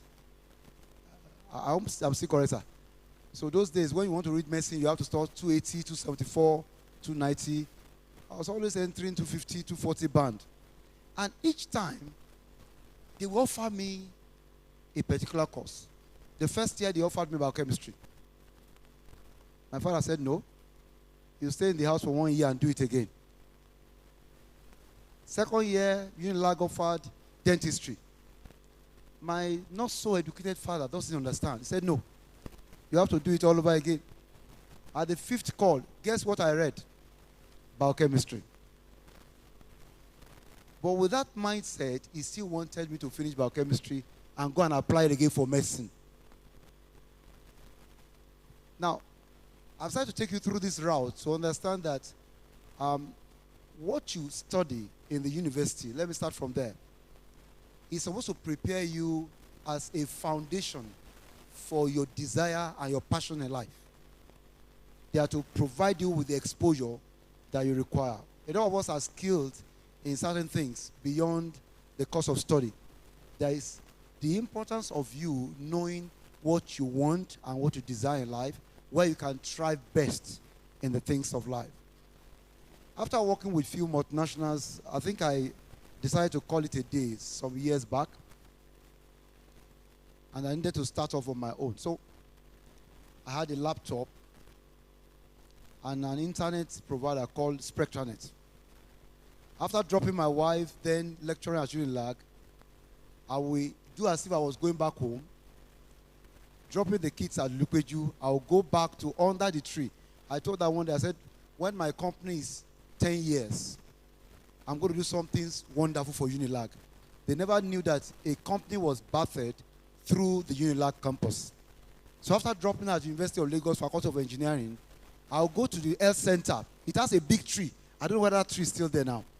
I'll just stay there with my laptop, fully charged from home, and Spectranet internet. I'll start writing proposals. This is what I can do. For this company, I can do this, I can do this, I can do that. And I remember the first job was just 2 million naira from Honeywell. From under the tree. I was passionate about marketing communications. Because again, in my past life in the FMCG industry, I was exposed to marketing and all the things around marketing. So I ventured believing strongly that it is possible when you set your heart. Mr. Femi Pedro have mentioned a couple of fundamentals, and I use the word fundamentals to you achieving greatness in life. I will always support if you want to be exposed, leaving the country. But I can tell you that in Nigeria, there are huge opportunity, more than the countries where they are going to. I've not traveled a lot, but I've traveled a few places, and I've seen things. And I keep saying this word regularly, even when I have strategy meeting. I said, don't seek to be everywhere in Nigeria. Sell to 1 million people in Lagos. I'm sure you know Lagos is more than 25 million people. Sell to 1 million people in Lagos and make 1 naira profit. How much is that? How much is that? How many of us are earning 1 million naira per month? I'm just preparing your mind. Just sell to 1 million people in Lagos or probably in the local government and decide to make 1 naira profit, net profit on one person. That guarantees you 1 million naira in a month. It's a paradigm shift from salary. Entrepreneurship empowers people not just to live on subsistence income, but to be empowered to be able to help others. The goal of entrepreneurship itself is not for the visionaire, because you will really make the money. It's more for empowering others. And that's why I celebrate my wonderful Aburo. When he approached me in the office a few weeks back and said, Egbon, this is what I'm planning. I said, this is wonderful. Because anyone that is thinking beyond himself is already thinking along the line the way God has blessed man. He told Abraham, I will bless you. First level 1. And you will be a blessing. You are not truly blessed if you are not blessing others. You understand what I just said now? A man is not what? Truly blessed if he has not started blessing others. So when you look at entrepreneurship, it's actually a pathway to not just being blessed, but to becoming a blessing to others and lifting them up. So it's not just an act, to demonstrate our craft, but to impact positively our communities. So I got this job, and I decided to do it with my best abilities. Just 9 years ago. The company I'm talking about will be 10 years next year. And can I just surprise somebody this afternoon? That company, I've given birth to 2 other companies, making 3 other companies in less than 10 years. I'm talking about distinct companies with distinct MDs, thriving excellently in Nigeria. So for those of us who will be participating in benefiting from this gesture from Affep 2022, I want to tell you one story. Big things start small. The discipline to grow is what a man needs in the course of life. Of course, we know the God factor. You need the help of the Almighty. I will just talk us through 7 things why businesses fail, preparing the mind of those who are either venturing or about to venture into entrepreneurship. 1, entitlement mentality. I think Mr. Femi Pedro mentioned that. Not being able to divorce personal spending from business spending. Not being able to look at the capital of the business as sacred. When I say sacred, something you shouldn't touch. Something that must be kept within the ambience of the business. Entitlement mentality can drown a business. When the owner of the business does not see the business as a business, as it is, but combine the two in terms of personal business. Number 2, of course, corruption. A lot of people have defined corruption in different ways. Do you know that as an owner of the business, you can also be corrupt? Somebody is laughing now.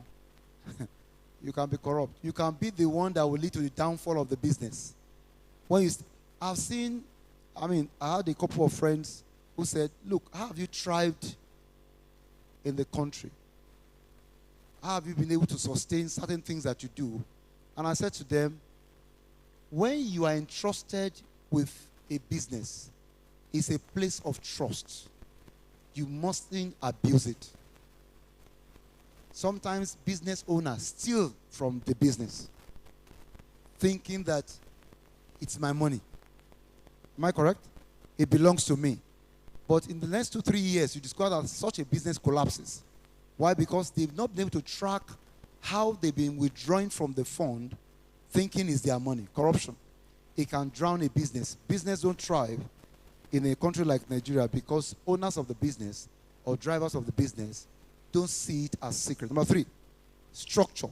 Weak structure. When you are setting up a business, also set up simple structures. It doesn't have to be that you're having a chartered accountant in your office.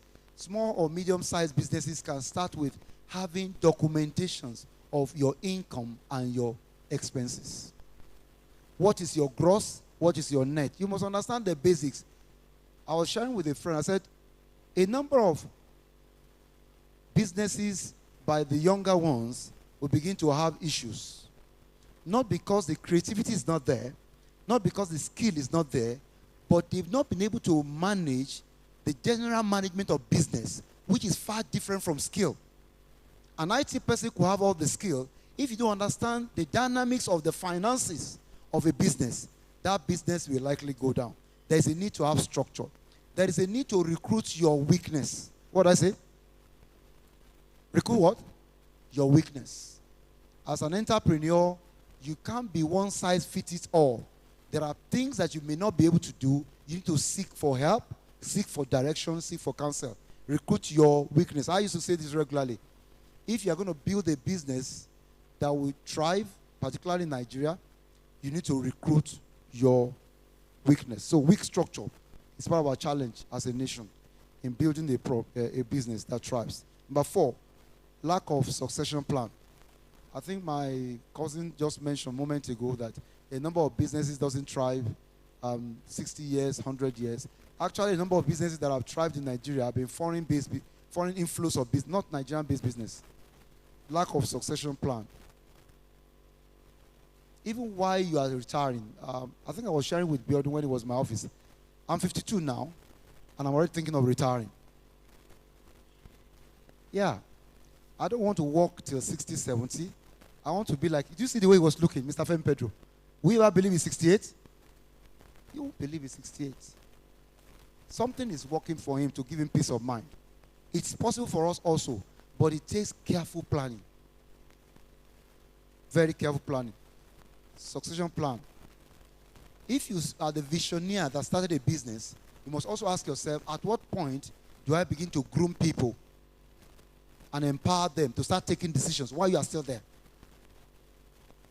Allow people to drive the business, sell the idea of the business to them and the vision, and let them drive the vision while you are still alive.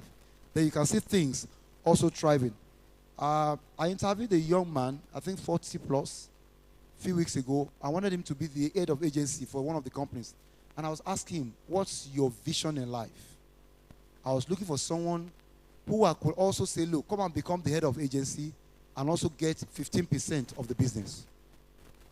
So I can be a part owner of the business. But I discovered that a number of our younger ones don't even see the angle of being partnership. It's about, what can you give to me now? What can I gain now? He's been introduced to a multi-million set of business for him to own a 15% stake. And all he's talking about is about salary. There is a need to move away from the salary mindset if you must create wealth in entrepreneurship. Number 4, lack of succession plan. Number 5, of course, we know one of the challenges in our nation, Nigeria, is inconsistency policy. We see all that everywhere. Policies come, and of course, sometimes policies can dwarf a business. There is a need to understand the dynamics of the country where we operate and understand also the policy dynamics. Of course, number 6, insecurity can also affect businesses in Nigeria.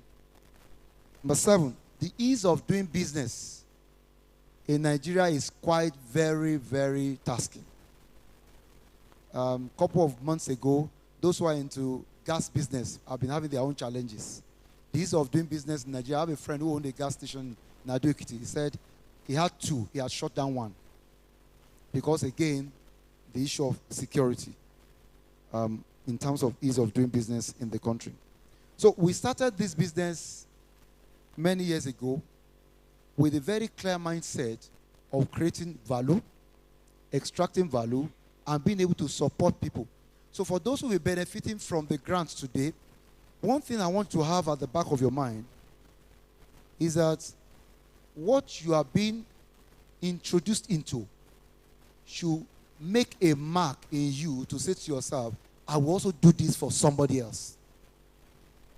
If it's about me and me alone, then you have lost the basic purpose for entrepreneurship.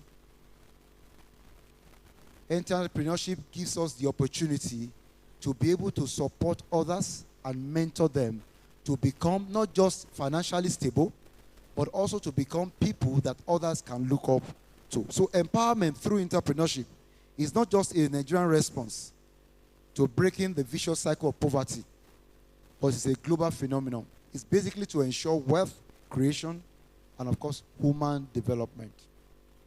Human development. I've told you a bit of my story. I didn't want to bore you because I felt we should go into the question and answer sessions.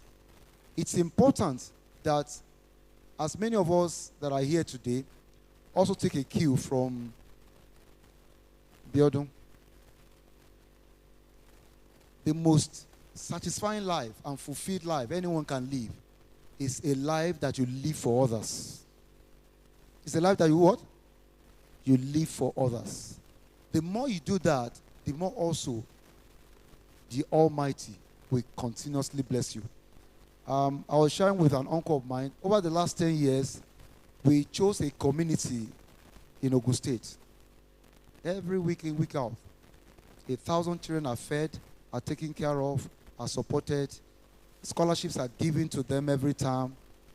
And in the last 10 years, I've seen the hands of God, not just in my life, but in the business that I do. Hello? So the more you also support others, you find favors, you find help, you find support for your own decisions and, of course, your own desires in life.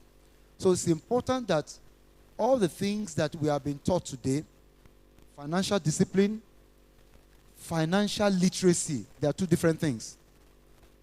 There's a need to be financially literate to understand the dynamics of business. Business is not just about your skill, it's about the general management of the business. What is the income? What is the expense? What is the gross profit? How do I manage? At what point do I begin to draw from the business? In the first 5 years of the business that we started in 2016, our vision was into backward integration. Create businesses that will complement the current business. And it gave back to 2 other businesses with close to 100 staff today. So in the space of just 8 to 10 years, despite the change of government, despite the issues around Nigeria, and amazingly, should I also surprise you, we have never done a single government contract.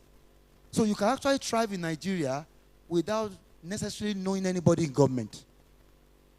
I'm just trying to debunk certain things about how to be wealthy, how to be empowered in Nigeria. What do you love to do? Are you ready to learn the trade and learn from those who have gone before you so that you can avoid the pitfalls that they have been able to escape through? Are you also having the passion for what you are doing and to learn about what you are doing the best way? It's important that you prepare yourself as you pick up these checks and this support.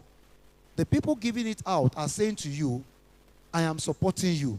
Also go and do what? Support others. Abiodun, it's a wonderful thing that you are doing. Thank you, Kweju, for supporting him and all the mentors of Abiodun here and friends. Let's emulate this wonderful gesture. I'm sure that as we begin to shine the light in little places, in little spaces, everywhere, there will be light everywhere in a time of time. Thank you for your time.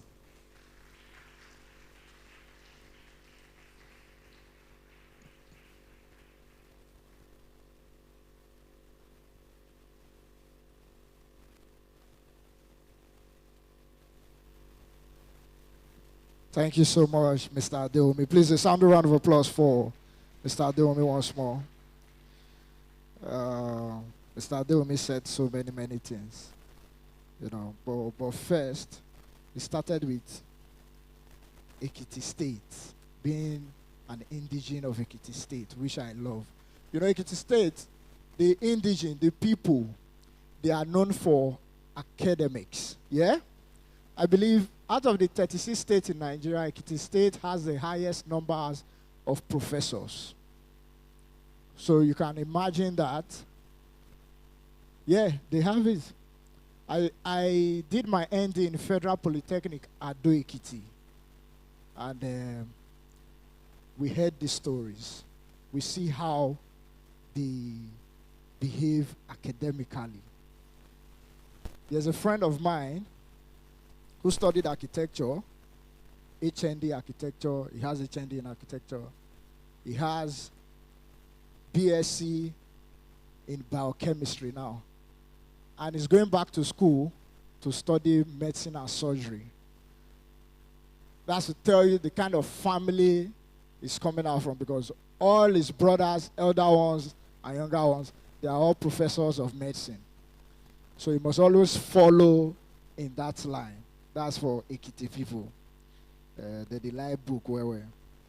Also, he shed more light on things that can affect you as an entrepreneur: lack of succession plan, inconsistency in policy, security, and you as a manager of the business, you need to be accountable. So you must always be accountable. Like Abiodun now, he has somebody already he's accountable to. If he parties too much, Peju, the wife, will caution him, "Darling, I know you love parties, but please tone it down. Let's do the party in our house." All right, ladies and gentlemen, at this junction, we'll be having the panel session. We'll be having the panel session, and to take charge for the panel session,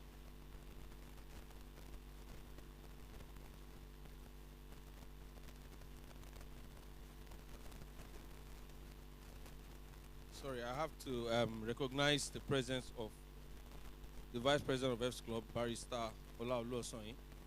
He's a medical lawyer, and thanks for coming. So, ladies and gentlemen, it's going to be a panel session now, and to take over the panel session, to moderate it, I'd like to call on Mrs.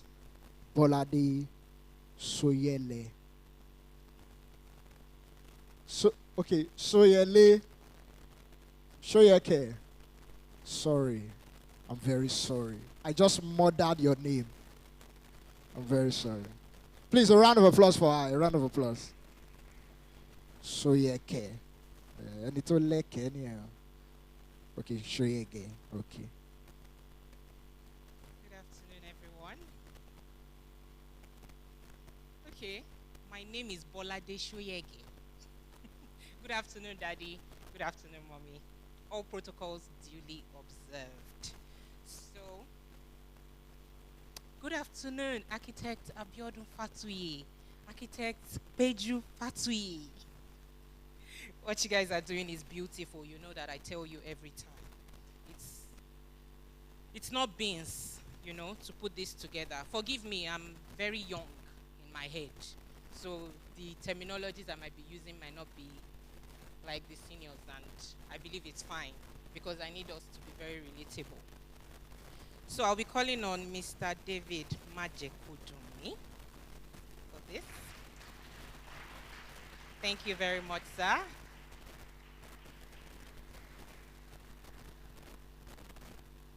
You're welcome, sir.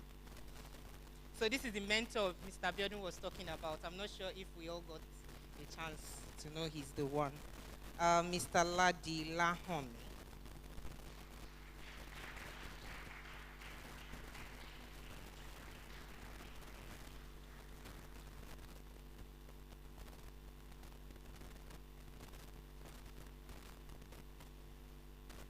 When Bio greets some people in a particular way, I already know in my head. You're welcome, sir. Thank you for joining us. Mr. Emmanuel Sylvester.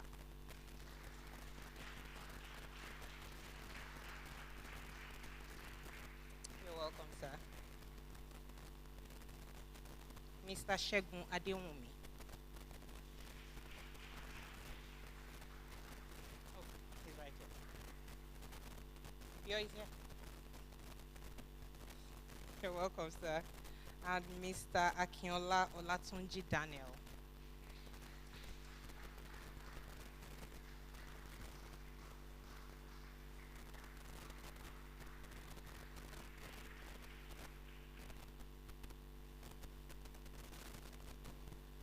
Thank you, sir. You're welcome.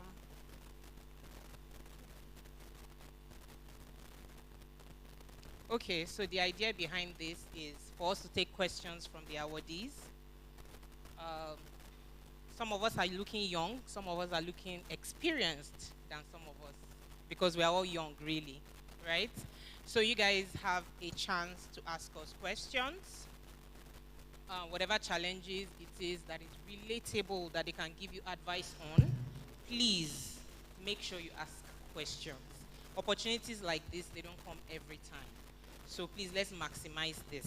And before we throw the questions open, I'm sure they have some things to tell us. Sorry. 1 minute. Apologies. I think there was a small... We should have actually recognized the awardees before this panel. So at least you know who is talking to you and who you are going to be responding to their questions. So, House, I'm sorry. We should have done that before.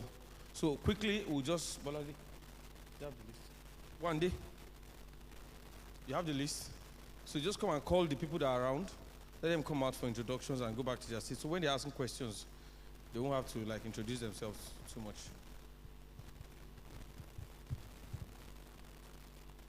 Yes, okay. So, no, they are here. They are already on this side.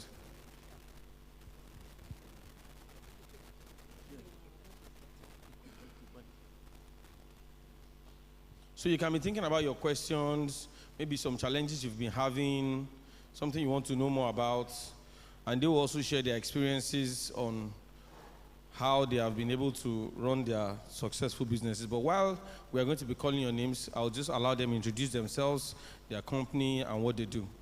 Okay? Yeah, go ahead, sir. Just introduce yourself and what you do. I'm David Majakodumi, the principal of Kedin Homes, an architectural construction and development company. Actually, the company was established in 2003, and we give glory to God that we're surviving. And we have almost about 3 senior architects and about 2 junior architects. And thanks God, in our own little way, we're able to survive. But first and foremost, for the awardees and for most of the experience one here, you must have passion for what you want to do. Because if you don't have passion for it, you can't excel, you'll be struggling. So my own contribution, when I had the second speaker spoke, yes, there are a lot of factors, but the main factor is passion. Thank you. Thank you. My name is Ladila Omi. I'm also an architect by training. This is my guy here as well. Managing partner of Black Associates Limited. We're into property development and construction as well. I'm also the director of a school. It's called Kamila Buku Place. It's one of the best schools in Lagos. I can tell you for free. Yeah, and I also, run a little thing on the side. But the one thing that I would say, everything that has been said here is very true. Like Architect David has just said, you must have a passion for what you do. One of the things that you must also learn is some form of delayed gratification as well.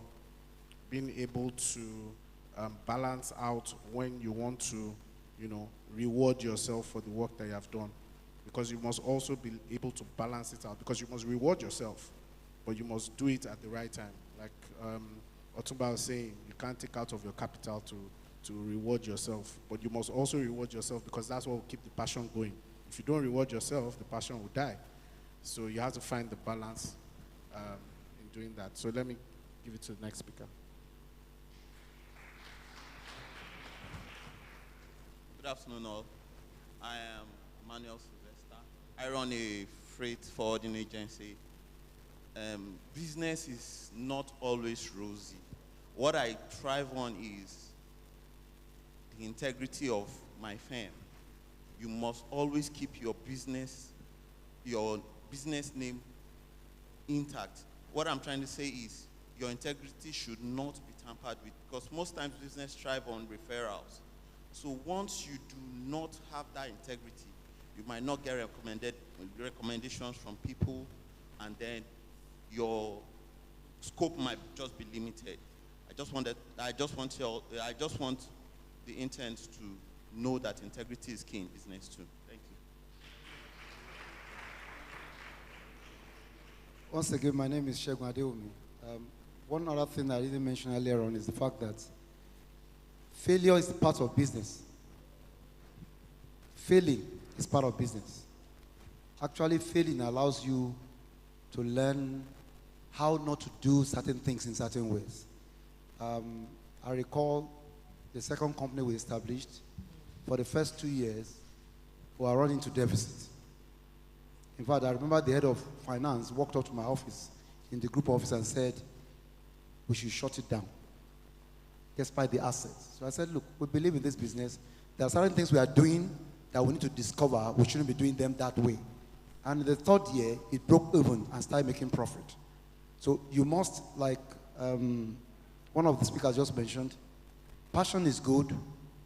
You must also begin to realize that when you fail, it's an opportunity for you to learn how not to repeat the failure. And the more you master it, you become very good at what you do and begin to make the right trajectory. Right. Thank you, sir. Good afternoon. I'm Akin Olatunji Daniel, co-founder and CEO at the Ventecture Group. I have a couple of companies that go from event design to interiors to wallpaper manufacturing, and most recently we ventured into the restaurant business. I want to be like you, sir. A few things I would say. One, piggybacking on what Mr. Abiodun just said,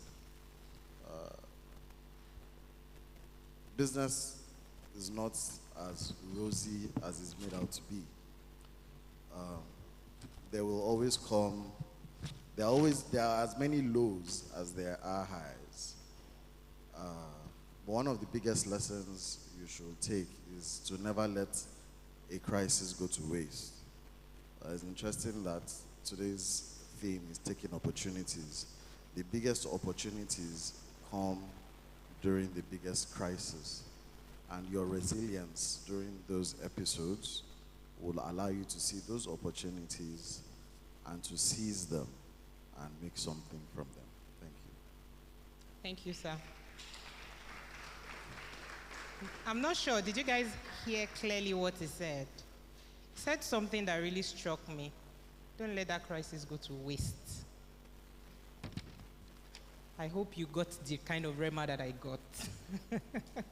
Okay, so I'm going to be calling you guys. Chizoba Ajere. Thank you for coming. Yeah. Okay, Temidayo Ajoke Ade. Onopemi Po, I think. Meshioye. Babatunde Abraham. Adura Migba Okpo. Ajayi Oluwabunmi. Oladokun Tosin. Oyewa Deborah. Oyewo. Okay, it's the handwriting, okay. Olorunmomi Bankole. Adeolu Ajayi Joy. Adeolu Yetunde. Kemi Obanlearo. Odefemi Olaide. Oh, okay. Oguntola Adedolapo. Adeyemi Adeyinka. Kukboluyi Fumilayo. Faleye Abosede. Taiwo Oluwafumi. Ajayi Oluwafemi. F. Young Peace. Duncan Anna Blessing. Arowolo Ayodeji. Okay, so that name is not supposed to be on my list. Thank you. We were wondering who the person was, so that was good.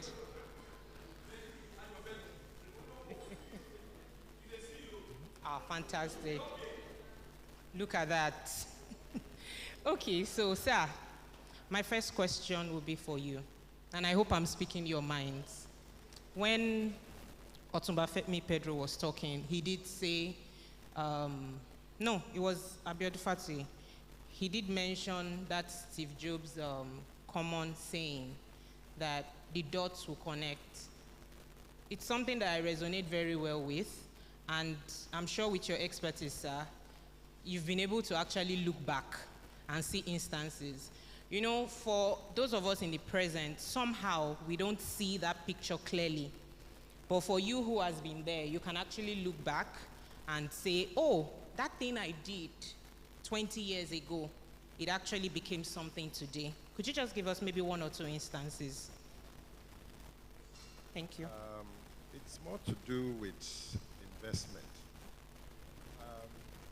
Many of us, or in some instance, you work for money.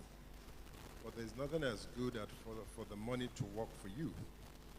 Now, at the beginning, I mean, you start either working with someone, and sometimes don't be carried away where you're getting more than your mate.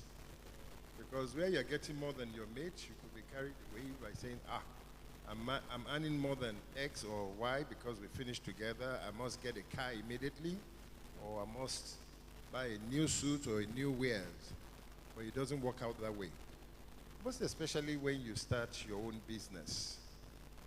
One of the things that will be in your mind is, how can I make this grow? And there's a lot of sacrifice. It's not until when you fast or pray and you beat fire for fire. No. You are the architect of your own life. Now, there's nothing as good at the beginning of a business or at the beginning of whatever you lay your hands into, is to reinvest back. Because one, let's assume you're giving 10 naira. And you start with the 10 naira. But in the first month, you are able to make maybe 5 naira on top of that 10 naira. There's nothing as good as to invest at least a minimum of at least about 30 or 50% back into that business. Not only material-wise, like the Yoruba will say, Irinisi ni isonilojo, right? You find some practices. They start, and when you go to them, the same way you find the practice 10 years ago is still the same way you find them. Now, you ask about, how do you make it, or how do you drive networking and things like that. Now, for you to bring a client to your domain, it matters so much. Because when you are still, it's like you're still wearing the same look for the past 10 years.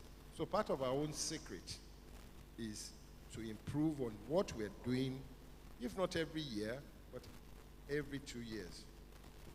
And that really Thank you, helps. sir. Okay, so just make sure Like you're not static. reinvesting into it and making sure that it's yielding that profit that you want. All right. Thank you. Thank you, sir. Okay.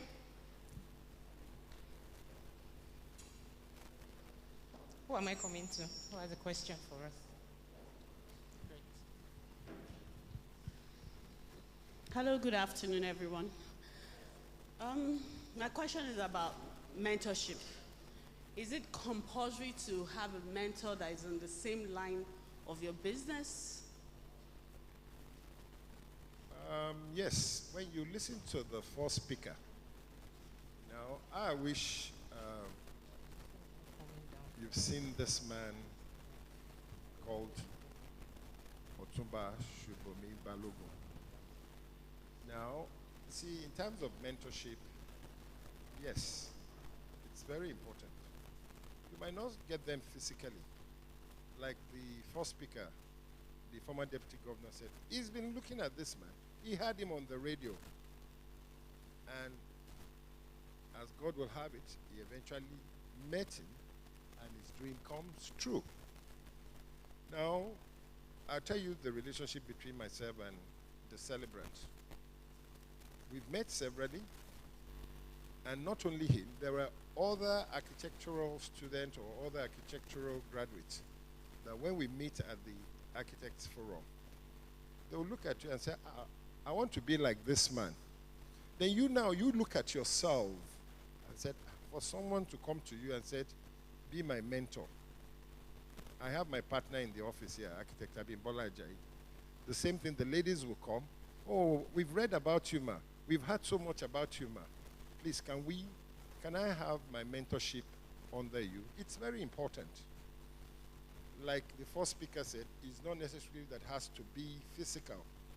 When you read, there's nothing else. You see, one of the things that makes you successful also is to keep reading. Thanks to Google today. You see, it's not just looking at TikTok or, pinging on your WhatsApp. The Google alone, it's adequate for today. It will tell you the youngest millionaire or someone who discovered this or someone did this. Take a look. That person that discovered that particular item that you have the passion for could be your mentor. So it's very important. Even I'm glad our fathers and mothers are sitting here. Now, it's not just me or maybe as one of the mentor of Abiodun. His father, his mother are the real mentor, because as you lay your bed, the children of nowadays, I'm sorry to refer to you as children of nowadays, the Gen Z, even with my children. Now, the second speaker spoke, yes, in our own days, when your parents said, this is what I want you to go and study. Lo and behold, he has to be. But like today, I don't have any of my kids as architects, but, they're doing well. In as much as they have passion for what they are doing. Now, my own obligation, or every parent's obligation, is for you to have that education. Not only taking you to first degree or master's degree, but to talk to you and learn. Now, I was reading through, it was on, I think it was on Google or one of these social media. Now, you think, oh, when you go abroad to study, or when you do this, you'll be better off. But the Yoruba will say, Ilela bosi mioko. Now, don't be born throwing, and don't think because you are looking at Google, you are looking at, oh, I want to japa. When you japa, by the time you spend 10, 20 years, when you are coming back, if you are not doing well, because your japa is either we are going to do maniac job. The only thing that will make you to succeed is have a good job. So when you have, like, I still go back to having passion. And also to buttress your question, have a mentor. Look at someone there, to say, yes, this is the kind of person I want to be. And read about him, find out more about him, and learn some steps you can take. So mentorship is very important. Thank you. Hold on. Can I just quickly add something? Mentorship is very important. And like he rightly said, it will be better if it is in the same line. There's no hard and fast rule, but it will be better. And I'll give you an example. The Igbo's trader system. You go and then you learn for 7 years before you do your freedom, and then you graduate, and then they give you money to establish yourself. That's a fantastic system. In fact, it was studied, and it's one of the best systems ever. That's why you have a lot of successful Igbo businessmen. So that's to answer your question. It is good for you to have a mentor. It is more important for you to have someone in your field. He's my mentor. When I have any problem, I run to him because we're in the same line and he has more experience. You can see his gray hair. So anytime I have any issues, because he has passed through it before. He has passed through it before. So he would tell me, if I even have any issues and I have a problem, I need someone to talk to. He has more network than I do. He will pick up the phone and he will call the person on my behalf. That's what mentors are for. And because he's in my line of field, he understands what I want at that point in time. So once I go to him, without even talking too much, he will give me the answers. So thank you. Thank you, sirs. Thank you. So he did mention something I wanted to pick on Google for you to get a mentor. So you don't have to be somewhere physically. I feel like one of the people that understand the blessings that came with COVID, you know, it opened our eyes to things that we didn't know were possible. All you have to do is, what do? Do you sell fish? Go online. Fish seller in Lagos. Fish seller in Nigeria. Some names will pop up. You go through their Instagram pages. You like Instagram, right? You like TikTok. They are there. So all you just have to do is send maybe a DM or something, and that tool is powerful. I can say that for sure because by day, somehow, as a baker, I'm now a search engine optimization specialist. So I understand when you talk about Google. I know what Google can do for you. Okay, next question.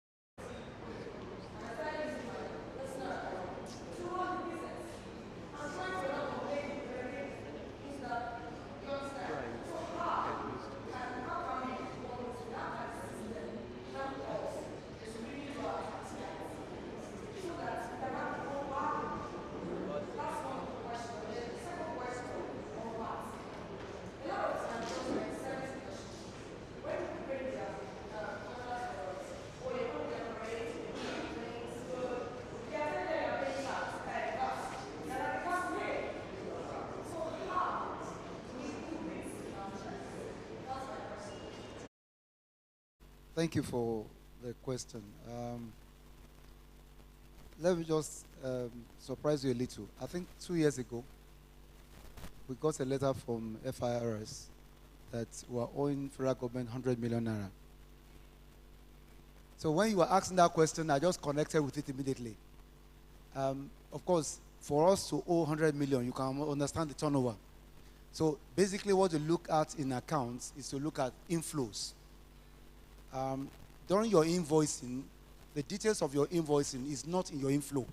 Your inflow is a bulk amount, but your invoicing will tell you about the project cost, your management fee, your VAT, which you cannot substantiate because they don't want to look at your invoicing.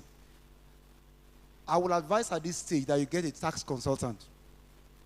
I would never advise you to engage FIRS on any issue on tax. You will lose. I've told you about the issue of doing business in Nigeria. There are certain expertise your businesses might not be called into. Don't dabble into it. Get experts who can help you and, again, engage on your behalf. Yeah, you pay a little token, but you save a lot of money. So what we tried to do was to get, of course, we have an auditor. And I would like to advise anyone really that is not building a subsistence business, that are really interested in building a very strong business. Get a tax consultant, get structure around your business. Don't use personal account. No serious-minded business will be done through your personal account.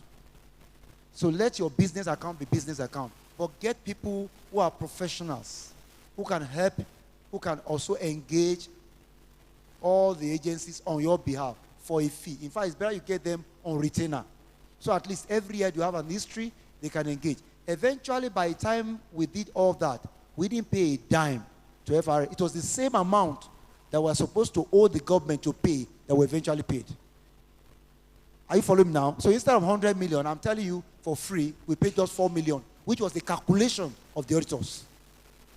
But if you have to engage them, number one, I can tell you what they will do. They will write you letters. They will tell you they are coming to your company. They need all your company accounts. They will start looking for things that is not really there. And that can take a long time and also delay your business. So get a tax consultant. They are all there. I can link you to one. They will be able to engage FRS on your behalf. And of course, if they are able to audit your account, they will tell you your status in terms of how much you need to pay the government. Now, in terms of the issue of VAT to clients, because we are in the service industry, if your clients are not ready to pay VAT because of your invoicing structure, then let it be your box sum. So it's not showing up. But already you know at the back end, it's already costed together. It takes away all the headache around that. When it comes to engagement with government agencies, let me say this generally, there is no hard and fast to it. There's no straightforward line to it because we are dealing with very funny human beings. I'm saying that for free. Very, very funny human beings. So you need people like them to engage them. I hope we're clear about that. Very funny human beings. Sorry, I'm going to recommend that you also talk to Mr. Akinola Olatunji Daniel. Yeah, I'm going to throw him under the bus because I know that he will help you a lot. So he would say something now. But my question before I hand over to him is, why do you as an event company have a limited liability company? It's not. So proprietary. So why do you have FRS issues? Yes. Yes.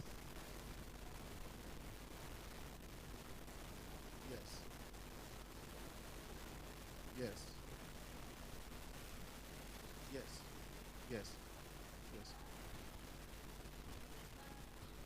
There was a time that business was not really going well because sometimes we don't have contracts coming and all that. And FRS was still charging me. I was supposed to pay every month for that. So I had to write them that, okay, I was stopping business for a while. I wanted to go into corporate world back again. So that was that was the idea. I learned it from a seminar like this. So I wrote FRS. So for like 3 years, I was not having issues. Let me hand over to Akinola because we'll answer you now because I'm a bit I'm not clear. Okay. I've had the same dilemmas that you're currently having. So, like Mr. Ladi just asked, if you're in the event business, you don't necessarily need to run a limited liability company. One of the problems that entrepreneurs have is that we are excited about running our own company. We run to somebody and say, I want to register a company. And then, without understudying or doing any bit of research, you register a limited liability company immediately. Now, legally, there are different structures to run businesses, and you have to look for what is most suitable. And every sort of business, every type of business, you know, dictates the type of structure you should have. So if you are running a shipping company or a freight forwarding, like my brother, yes, a limited liability company, because if problem comes, you don't want to run. Yeah, but in an events business, not that much, right? So, enterprise. Now, if you're running an enterprise, the only business you have with FIRS is VAT. You're not paying company income tax. The law sees you as an individual running a business. So you are paying personal tax. Yeah. And if you are paying yourself a salary, that's all the business you have. And the business is with LIRS, which everybody will agree with me, they are easier to deal with than FIRS. With FIRS, remit your VAT.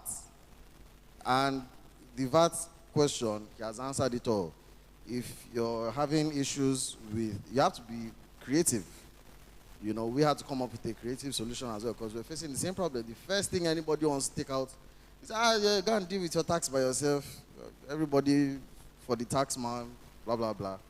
Lump it up into your sum. Don't put it as a line item. You pay it, you take it out, you structure it in such a way, you know. But I think the most important piece of advice that you will receive is what Mr. Aduma has said: get consultants. They might sound like they're expensive at the beginning, but they will save you a lot of money. Get a tax consultant, get a legal consultant, and let them be your best friend. Let me also mention that there are certain businesses, I'm trying to prepare your mind. I was just reflecting. There are certain businesses you register. You are registering them in view of a future opportunity. So when you are crafting your CAC document, it's an event you are starting with, but there are other set of businesses you feel opportunity might show up in the future. So maybe that may inform the limited liability account she was trying to create. And even if it's event, I don't know the understanding of event. I'm into marketing comp. Event is what is called experiential in our own side. It's big. A company like Live Sports that owns a lot of events in Nigeria draws a billion of almost 10 billion every year. It can't run an enterprise. So you got to look at what are the opportunities you are looking at. A limited liability company also opens you up to bigger level of turnover kind of business. Because for enterprise, there is a peg. So you must also understand the interplay of what kind of business you are doing and what kind of CAC document you need to seek for.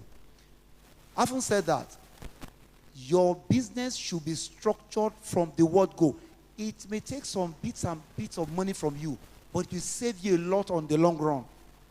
A regularly audited business, I can say to you, in Nigeria of today, people like me will buy it from you. It will be attractive for me to buy. So you are not just doing entrepreneurship to keep doing it. Few of the companies that I have is not meant for me to be there for me. I'm presenting them to be sold off. But if your structure is not there and is not regularized, no investor will invest behind a company whose numbers are shady. Yeah. Thank you, sir. Ladies and gentlemen, I must also bring to your notice that what you are applying for is beyond the grant. right? Like I said in my speech, we're going to be having monthly lectures at least for the year. And this topic is part of it. Because you need to understand the basis of your business and how to return it to what you are saying. So when I was talking about structures, the organizational structure of the business, this is what we are saying. You cannot build a house with 2 floors and expect to put 7 floors on it. It will crash. So you need to know what you are doing, how you want to do it, how you are going to make profit, and how you are going to benefit another person. So don't worry. I know you might have questions in that aspect. Let us keep it on the cool because of time. We're going to have a session on taxation, on CAC registration. I know some companies are here that are not registered, right? Because based on your application, I know some people don't have CAC registration. So now, the first lecture will be on CAC registration in January, so that you will know what to register. Some people don't understand that you might not need a limited liability company. All you need is business name. And it's even cheaper. All you need is business name. And when your business now goes, you want to go to 5 floors. Thank you very much, sir. You upgrade. You pay small change. The government will upgrade you to that aspect. Why is FRS looking for a company that is just 2 years old? Why? So those are the things. I mean, that is why you are here. To teach you for the year how to go about your business. Then after that year, you will nominate the next people to benefit from this. Okay? So give yourself a round of applause. So, sorry, understanding structure is very important. I just wanted to chip in something because I just remembered. And this was something that we paid for. I mean, we had to get a consultant to, I think it was Akin that sponsored that lecture in his office. We had a consultant come. Now, Nike, and I'll give you this, Nike would operate in Europe and they would make shoes, right? But because of tax, Nike, the trademark, right, is registered in Belize, right? In Belize, they pay only 1%. So Nike in Europe will make all the shoes, sell all the shoes, and pay the profit to Nike in Belize for using the trademark. That structure. I have my own structure too. I have my limited liability, I have my business name. I will just give you a tip. If my limited liability company makes money, the business name is the consultant, they will pay them the money. There's no profit in the limited liability company, it's just small profit. We can even declare loss. So it's how you structure your company. Thank you. It was recently I knew about that apparently there's a difference between tax evasion and tax something. Sir, help me. Avoidance, yes. Thank you. I was wowed. I was wowed. It's beautiful. So next question, please. I want to direct it to Mr. Good afternoon, everyone. Good afternoon, panels. So I have 2 questions to ask, and my first question is, for someone that is going into entrepreneurship fully, like either you're in the airline or the clothing line, and you're a young person going into it fully, you mentioned that business is not always rosy. So I want to know how we are to balance situations like that when, for example, it could be during Easter period and you get a lot of customers coming to patronize you, and it could be during July, there's nothing really much, and you are into entrepreneurship fully. So how do you balance it when sometimes it's cloudy and sometimes it's rainy in business? Like, how do you balance it? That's my first question. And my second question is, someone among the panels mentioned that our account should be different. We should have a personal account separately from the business account. So what I want to ask is, when, like, you are into entrepreneurship fully, and that's what you feed on, that's what you bank on, and, you know, now urgent 2K and all those stuff. So how do you because most times you have company account and the next thing no more, you're already withdrawing from the other account. So how do we balance? Because the way the country is going, so so how do we balance it like that? Then the third thing I want to say is, some people are saying it's not really advisable for a young person to go. Okay, some people are saying that it's not really advisable for a young person to go into business because you might not really, because of this financial aspect thing too. So it's like my second question similarly. So I need answers to that. Thank you. Thank you for your question. Actually, it's a very practical question. That is real. What is going on with starters? It's not rosy when you're starting. But the issue is, like it has been highlighted, discipline is. Can you hear me?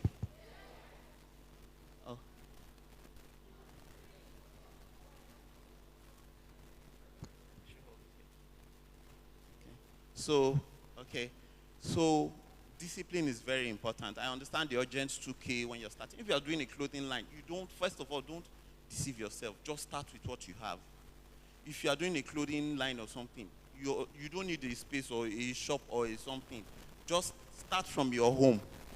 You can get your machine and sew your clothes from there. Thank God for technology. You can leverage with your online friends or Instagram and every other thing. Be very, very disciplined with your business, especially from the beginning. It's always a very sketchy part, but you just have to be disciplined. Pay yourself from your business. Your business money is for business. What you need to buy materials should be there as your business capital. Don't, because of emergent 2K, you go and dip your hands into it. Pay yourself from your company, at least.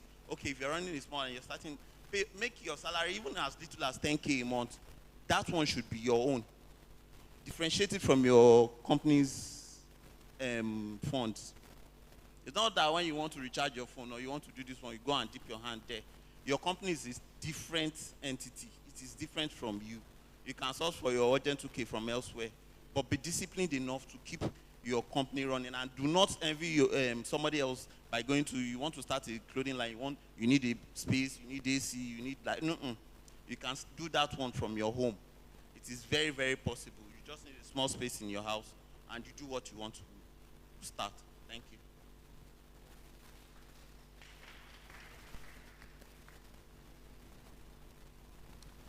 I also want to mention something that may sound controversial. There's something called black tax. Does anybody know what it is? Black tax. Generally, as Africans and black people in the diaspora, we are community people, you know. So when we need help, we call out to our brother, our cousin, all those things. One of the things that impacts young people starting out in business is black tax. Let me give you an example. You start your small clothing business, you're being prudent, you're in your house, you're keeping your expenses low. Then your cousin wants to get married, and because they can see that your business is booming on Instagram, they say, please, come and borrow me 2 million naira. You are paying yourself small salary, you know, you're trying to keep by the books, but maybe you have 1.5 million in your business account. And because this is your cousin, you are best friends, you are virtually twins, you grew up together, and you can see that this your cousin is struggling, you go and take 1 million naira out of your 1.5 million and say, let me help my cousin. Your business is going down. If you don't borrow that cousin 1 million naira, they will still get married.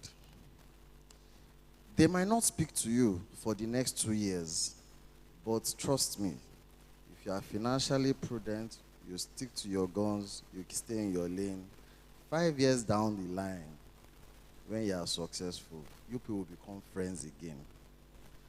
Meanwhile, if you go the other way, 5 years down the line, you have borrowed the person money, everything, your business goes down. They might not be your friend again. No? That is life. So sometimes it might be That's why I said it might sound controversial, you know, but you have to be. It still goes back to self-discipline. Don't see your business funds as your personal funds. Never. Don't. Ever. Your business funds are for reinvesting in your business and growing your business. That is what this is for. It's very sacred. Don't use it for tithes and offering. Don't use it for donation. Don't give it to your relatives. Use it for what it's supposed to do. Now, the salary you are paying yourself, if you can take something out of it and say, this is my little gift or this is my little token, that is fine.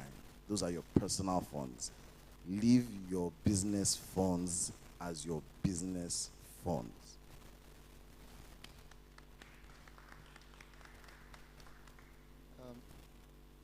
You asked 3 in 1 question.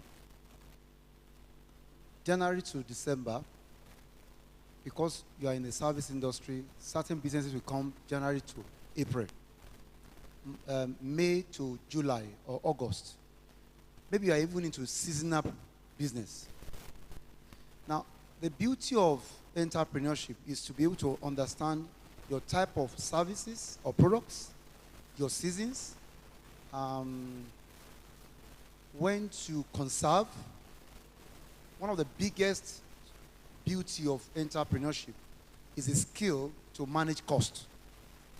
If you are very skillful in managing cost, your business will keep afloat over time. So, for instance, you've made certain money. It's not meant to just be spent. It's meant to be conserved or invested to take advantage of the gap of the downtime you might likely have. Let me give you a case in point. 2020, for those of us in marketing communication, was the worst year ever. Why? Because we couldn't do a lot of projects. A lot of projects were suspended.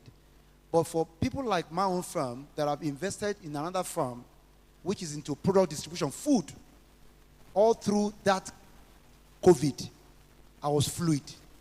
The second company was liquid. Why? Everybody was at home and were eating like no man business. And government gave my company permit to move around so that people would not starve. And I couldn't go to the bank. So my house, I was becoming afraid that I won't be attacked because it was cash.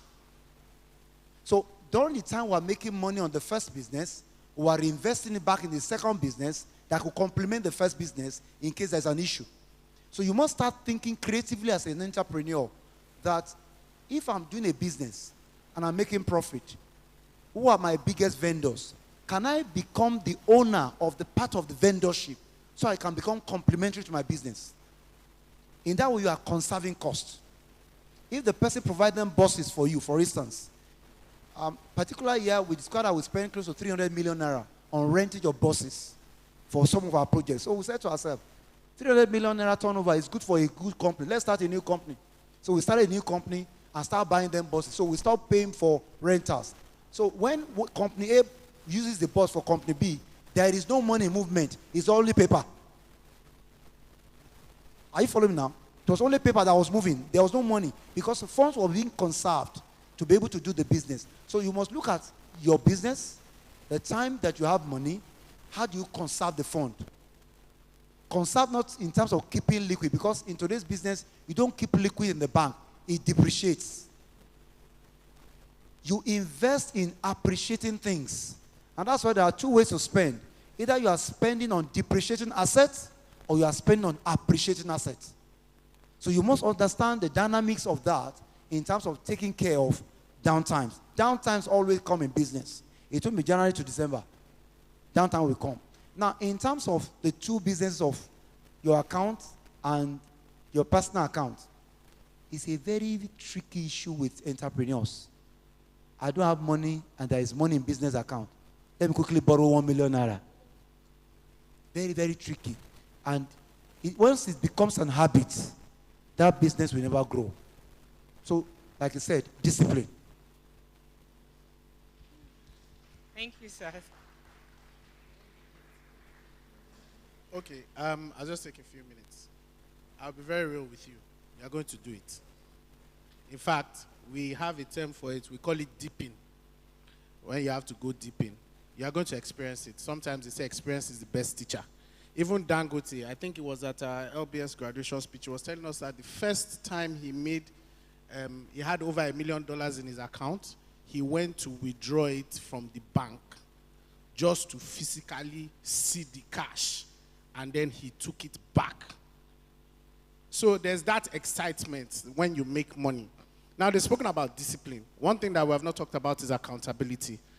What most entrepreneurs lack is accountability. You don't have who you're accountable to, so you can do anything. So you have to find a system, whether it's through corporate governance, even if it's through your friends or people or mentors, who you're accountable to, who you know that, okay, they will question you, and you have given them that leverage to question you. You're open with your finances. They can audit you. They can see what you're doing. You have to have some level of accountability. If that is not present, there's no how. No matter how disciplined you are, one day you will see something you like. Maybe it's one watch, and you're traveling, you see it. I need to buy this watch. I've been longing for it. You have worked for it. You look at the money in the account. You worked throughout December. You didn't sleep. You want to compensate yourself. So you will be tempted. You will fail. But you will have to find your balance, what works for you eventually. You have to find it. Accountability is good. Discipline is good. Accountability, you can say you have IOUs. If you have to take money out, you have IOUs. When they're paying you, when you're taking out your salary, you can take it out from it little by little till you pay it back. So that's just my own. Thank you.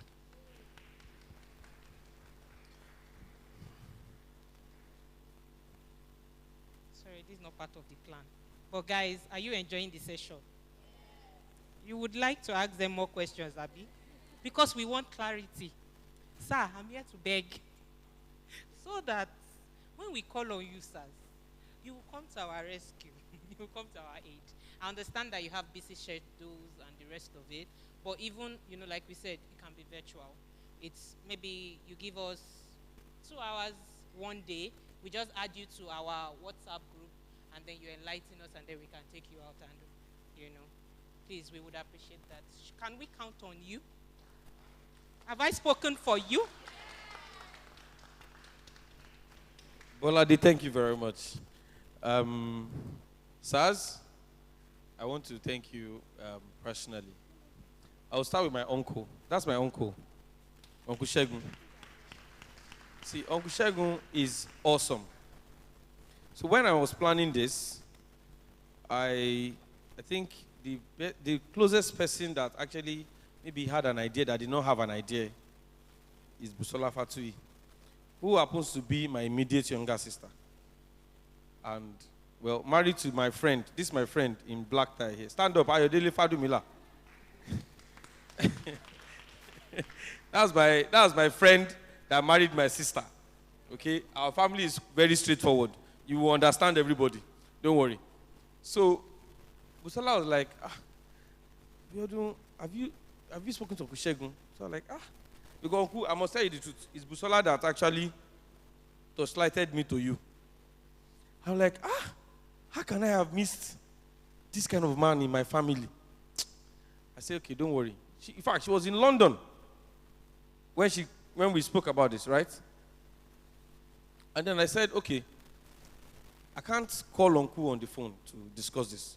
So I called him and said, Uncle, he said, Aburo mi to ti gbagbe mi. You will not call me. You will just call from the blues. I said, Emma Binu, where are you? He said, I'm at home, but I'm going to leave the house by 9 because I have a meeting for 10. As an entrepreneur, me too, I had other things aligned. I had to synchronize my time.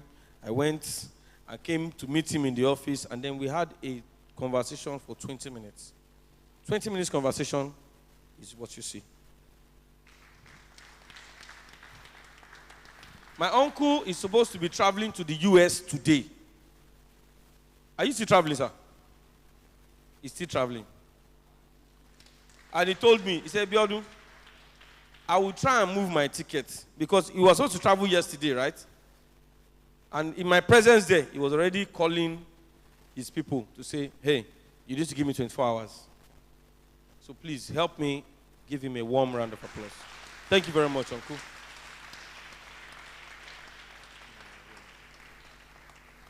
Now, because this is like a closing remark from me, don't worry. After this, I will not pick the mic again.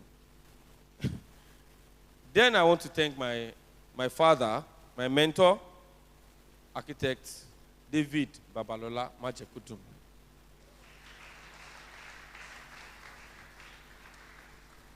I met architect Majekudumi. I won't lie to you. My business life changed. So many things changed. Why? My biological father is an engineer. He's not an architect. His books are engineering books. So I had to create a space for myself in architecture. But when I met architect Majekudumi, a fatherhood space that was never filled from when I started architecture was filled. It was that easy. So it was like I was relating with my father as my father is, I don't know if you understand what I'm saying. In architecture, that's my father. So please give him a round of applause. He has exposed me to so many things. He calls me his vices. I've also exposed him to some things too. You know. So we are both exposing each other as much as possible. For instance, today he did not expect that he's going to be here, and I deliberately did not tell him. But look at him, he's here. Once more, let's appreciate him. Thank you very much. Now, my friend, Oladipupo Alade Laomi. I told you I've adopted him as my son because his father and his mother are dead. So I'm his father. But Ladi, you've been through the thick and thin. At a particular time, we were living together in Irise, sharing one room. We were three boys in one room, doing studio work, architecture, morning, night. I'll be sleeping at home. Ladi will wake me. Wake up! Let's go to studio. I'm tired. You can't be, that's not my business. So you will not go and tell engineer Fatuyi that you're tired. Stand up. I had serious issues in school. I had to. Ladi, thank you very much, man. Thank you. Thank you, Ladi. And then Ima, did he tell you that he imports things? Ima, if you have any importation problem, tell me. Importation and export. You know, import and export. That's Ima for you. Ima's. And then finally, this one I deliberately left it to the end. Akin Olatunji Daniels. Please, do you like this stage? This paparazzi at the back? No, if you like, raise up your hand. You like it, raise up your hand. That is Akin's brainchild. I must also tell you, if anybody was here in my wedding, that was when Aki started Eventecture.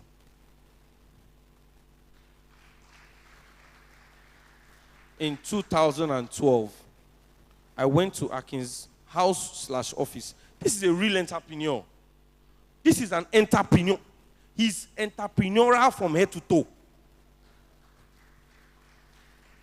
I went to Ladi's office in 2012, to Akin's office. I said, Akin, I know you just started this, but I know you have the potentials, you have the strength.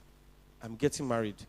I want you to do one mad backdrop for me. I'm sure, Daddy, you don't know how that stage got there. Did you? Can you remember? I'm sure you don't even know how the stage got there. This is the guy that did it.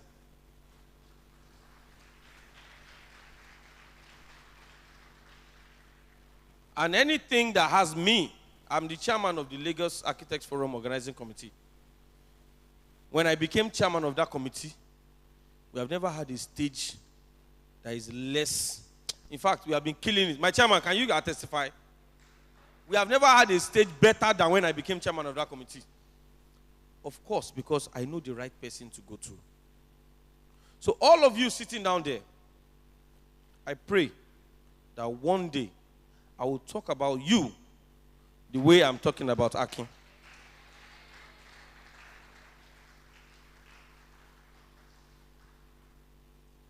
This is my inspiration. These are the people that inspire me every day. There's one more person I must talk about before I drop this microphone. My elder brother.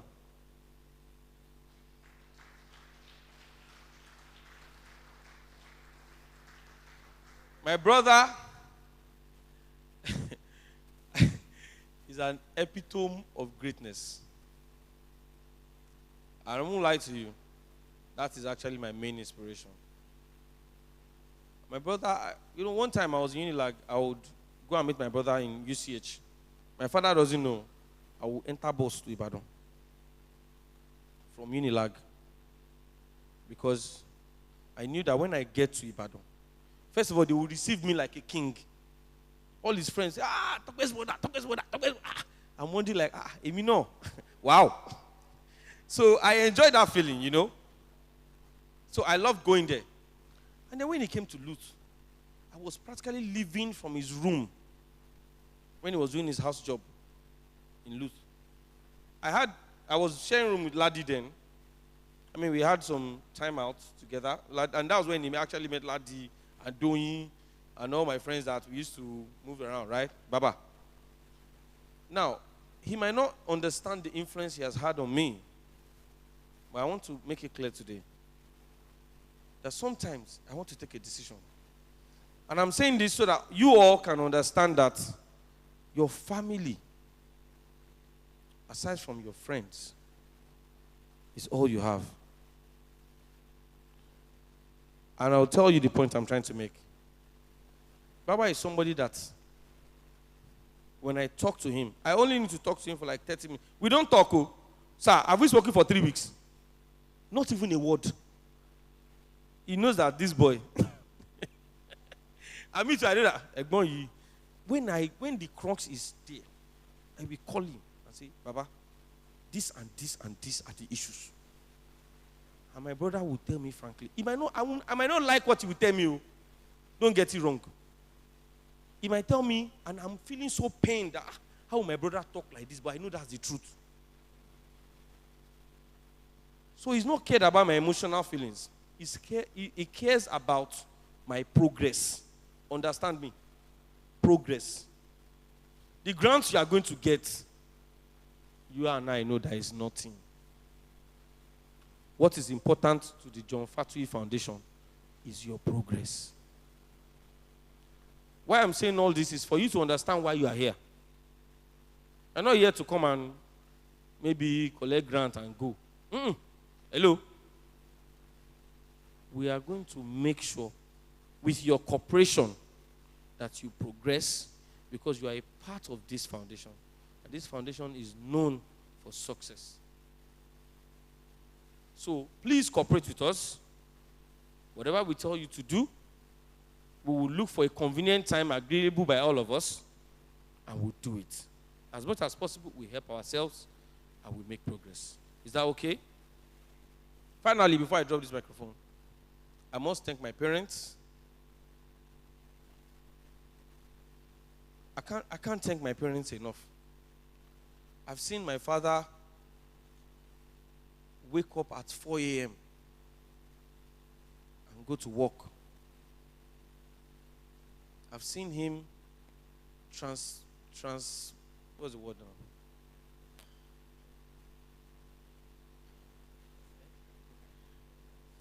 Well, I don't know if it's correct, but transmute, maybe. Atibin boy, I'm in English now. Well, but say Atibin boy is the one that always gives me English. If I write a letter and I say Atibin boy, eba me check red line, loma kungbogbo, red line. Okay, let me say, I've seen my father move from being a salary earner to an entrepreneur. And I must say that he's better off an entrepreneur. The things that my father can do now compared to what he used to do or what his worth was. He might not understand that we know. We see it. And he is also a major part of my inspiration.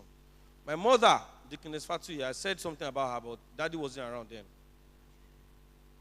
Trust me, all the proverbs I know. Ilela kotiti njoko dedi. That's my mother. Number law you will hear what? No, Dickiness call out. Oku. So I want to also thank everyone, my friends, my brothers, Jide Ololade, Ayoade Dipe, Shola Ayede, Demola Olaopa, Sam Shudin. I can't thank you all enough. You all play so important role. NIA, oh my God. I mean, these are the things that make me who I am. And I'm only expressing myself today to appreciate God for the past 40 years of my life. I thank you. I thank you. And I thank you. Daddy Ajayi. One time we were in Barbados, I was saying this one. And Daddy Ajayi kept on saying, you will call AY. AY, do your job. And Mommy Ajayi, orúkọ le wá ń pè yẹn no. Mr. Abe. I want to thank you all for this, for honoring me, for making this happen. It's one thing to arrange chairs and have nobody sit down on it. And for those that are watching me online, I could have opened this more, but my desire was to have a very cozy session. It doesn't mean you are not important. No. That's why I made it online, so that you will know that your presence is also felt. A lot of people have been sending me messages. Oh, I see you. I see Honor. I see H.E. I see your mom. I see all those. I want to appreciate you for also being part of this event online. And I want you to know, too, that you are also my inspiration. And I pray that I won't let any one of you down. Lastly, this is going to be a yearly program. Every year, we'll come, we'll talk about entrepreneurship, we'll talk about business, and we'll talk about a better Nigeria. Thank you very much.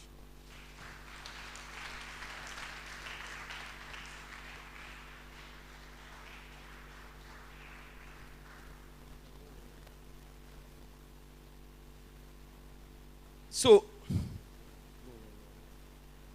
now I have a band, and like I said, I'm not going to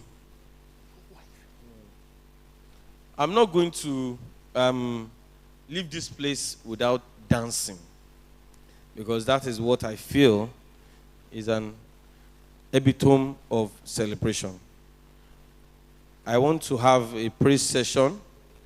I still have access to this hall till 6 o'clock. So if you can wait, I'm not asking you to wait. We still have the cocktail for cocktail drinks, and I'm sure you have your bags of food. So if you can wait for another 30 to 40 minutes, Torpedo Band will be giving us some good music. Let us dance together. Let us take pictures, and let us just close with a fun, with a good, fun atmosphere. Ladies and gentlemen, in case you don't know, I might not be allowed to go back home tonight if I do not appreciate one more person. Yeah, two. My beautiful wife, architect, Mrs. Oyekpeju Fatuyi. I want to thank you very much for believing in my dreams and for supporting me. Oyekpeju is very, very, she's cool.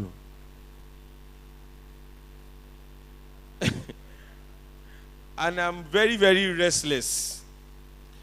So my wife can be in the house for 4 days without seeing the color of the gate. But me, if I do not see the color of the gate by 8 o'clock, I will be sick. So I think I took after my parents. I wake up seeing my father. If he comes back from America today, he's supposed to be jet lagged. He will tell you, no, I'm at the office. 9 o'clock, the man is at the gate. He's shouting, "Tokpe, driver!" You know, so it's a family thing for me. Oyekweju, thank you very much for your support. I pray that God will continue to give you the patience that you have been using to deal with me and grant you more grace. Ladies and gentlemen, I thank you and I appreciate you for your time. And I pray that this time next year, all you guys will be contributing to empower others. Some of my friends think that, Abiodun, owo today, ofe empower, money is not me. Okay, I can tell you that probably out of the grant, maybe I'm responsible for 2 or 3 of the grants. It will be the same thing next year. And if you are a beneficiary of a grant, what I think you should do is work for the next year and try to be part of that grant so that another person can benefit. Even if you have jackpot, hello, I did not say you should not jackpot. When you jackpot and you balance Siaga, you will now remember that you got one grant one time. And you can use that as a medium to do what? Give back to your country. Thank you very much, ladies and gentlemen. I appreciate you all.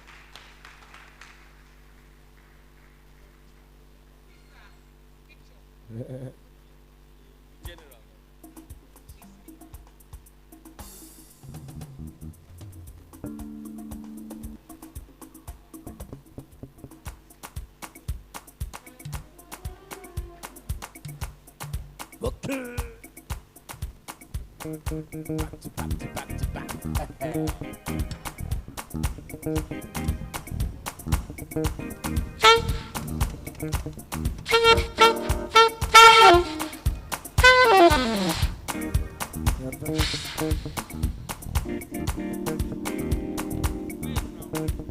So please, before you go, Kabido, just low-key. I want to call because there's a certificate I want to give to all the attendees. So you come, you take a picture, and then you go back, okay? So that in case you want to leave. Yes, and then you get the book that His Excellency asked me to give to you, okay? So each one of them, Bolade, please call out. Okay. Quickly, they come up. Can I have my dad and my mom, please, come up to give this certificate? Okay, so we'll be calling 3 names together so that it's fast. Okay?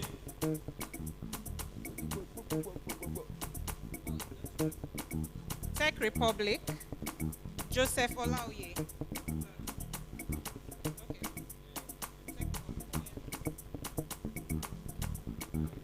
Joseph Olaoye. Okay. Czech Republic. Okay. Czech Republic. Nailed by T. Nailed by T.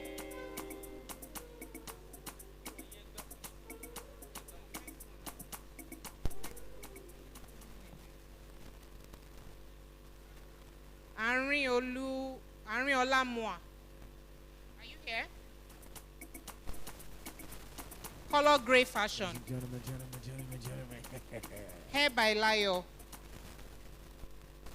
Mimi's Clothier. Okay. T. Jewel.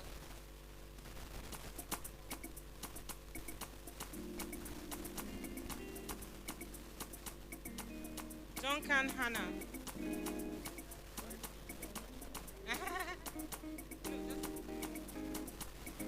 Duncan Hannah.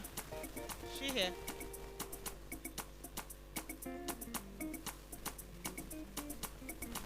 Duncan. She here. Okpe Oluwa, unisex fashion designer. Oh, it's your birthday today. Happy birthday.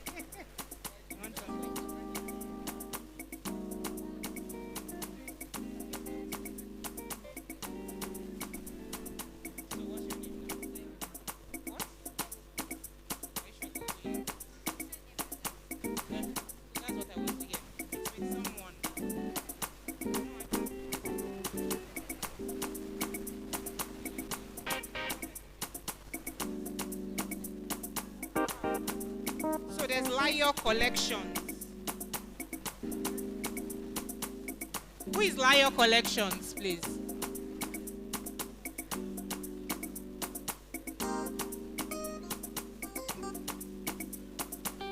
Are you Lion Collections? So we collect for Lion.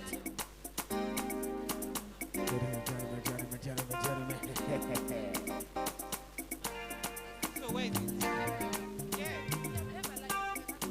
Okay, so she will collect it and then Okay. Jyoti's Place.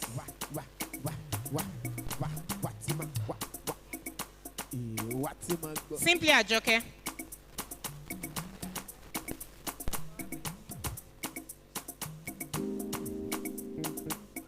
Adebayo Omotoyosi.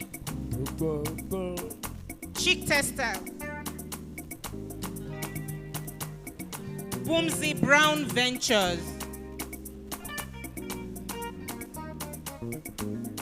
Obusi Stitches and Fabrics.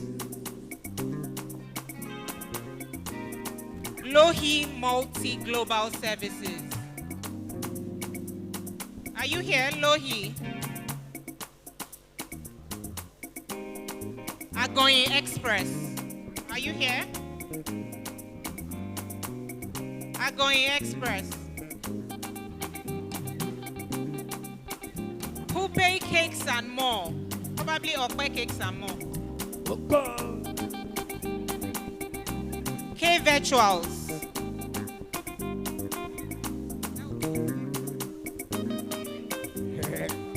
Cheesy Chops and Grills. Adebayo Motoyosi. Are you here? Claire's Banana Bread. Efiang Peace Elkana. Debiora Beauty. Are you here? Lohi Multi Global Services. I think that's about. These ones are not here.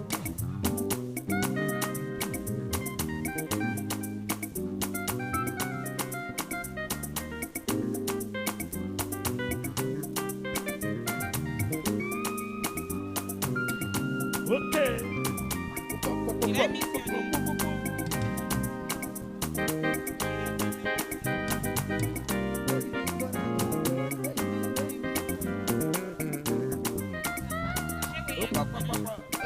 Thank you so much, Saz. We appreciate you. Thank you. Thank you. Careful.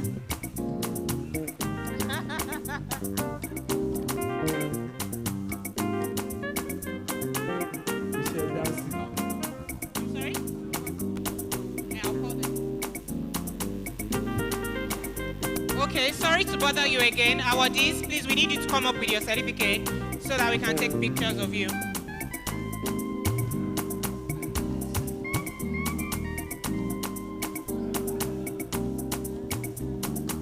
Birthday girl.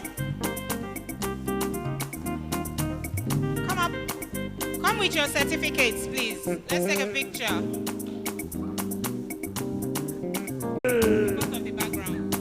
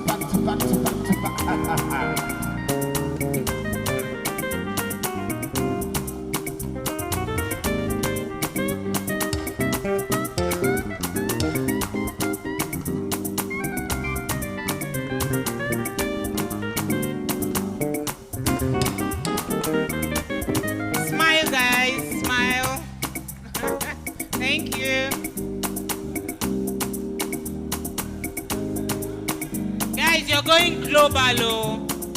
Let's see your prize-winning smiles. Woohoo! That's it. Affep 22. It's a success. Come on, guys, some action.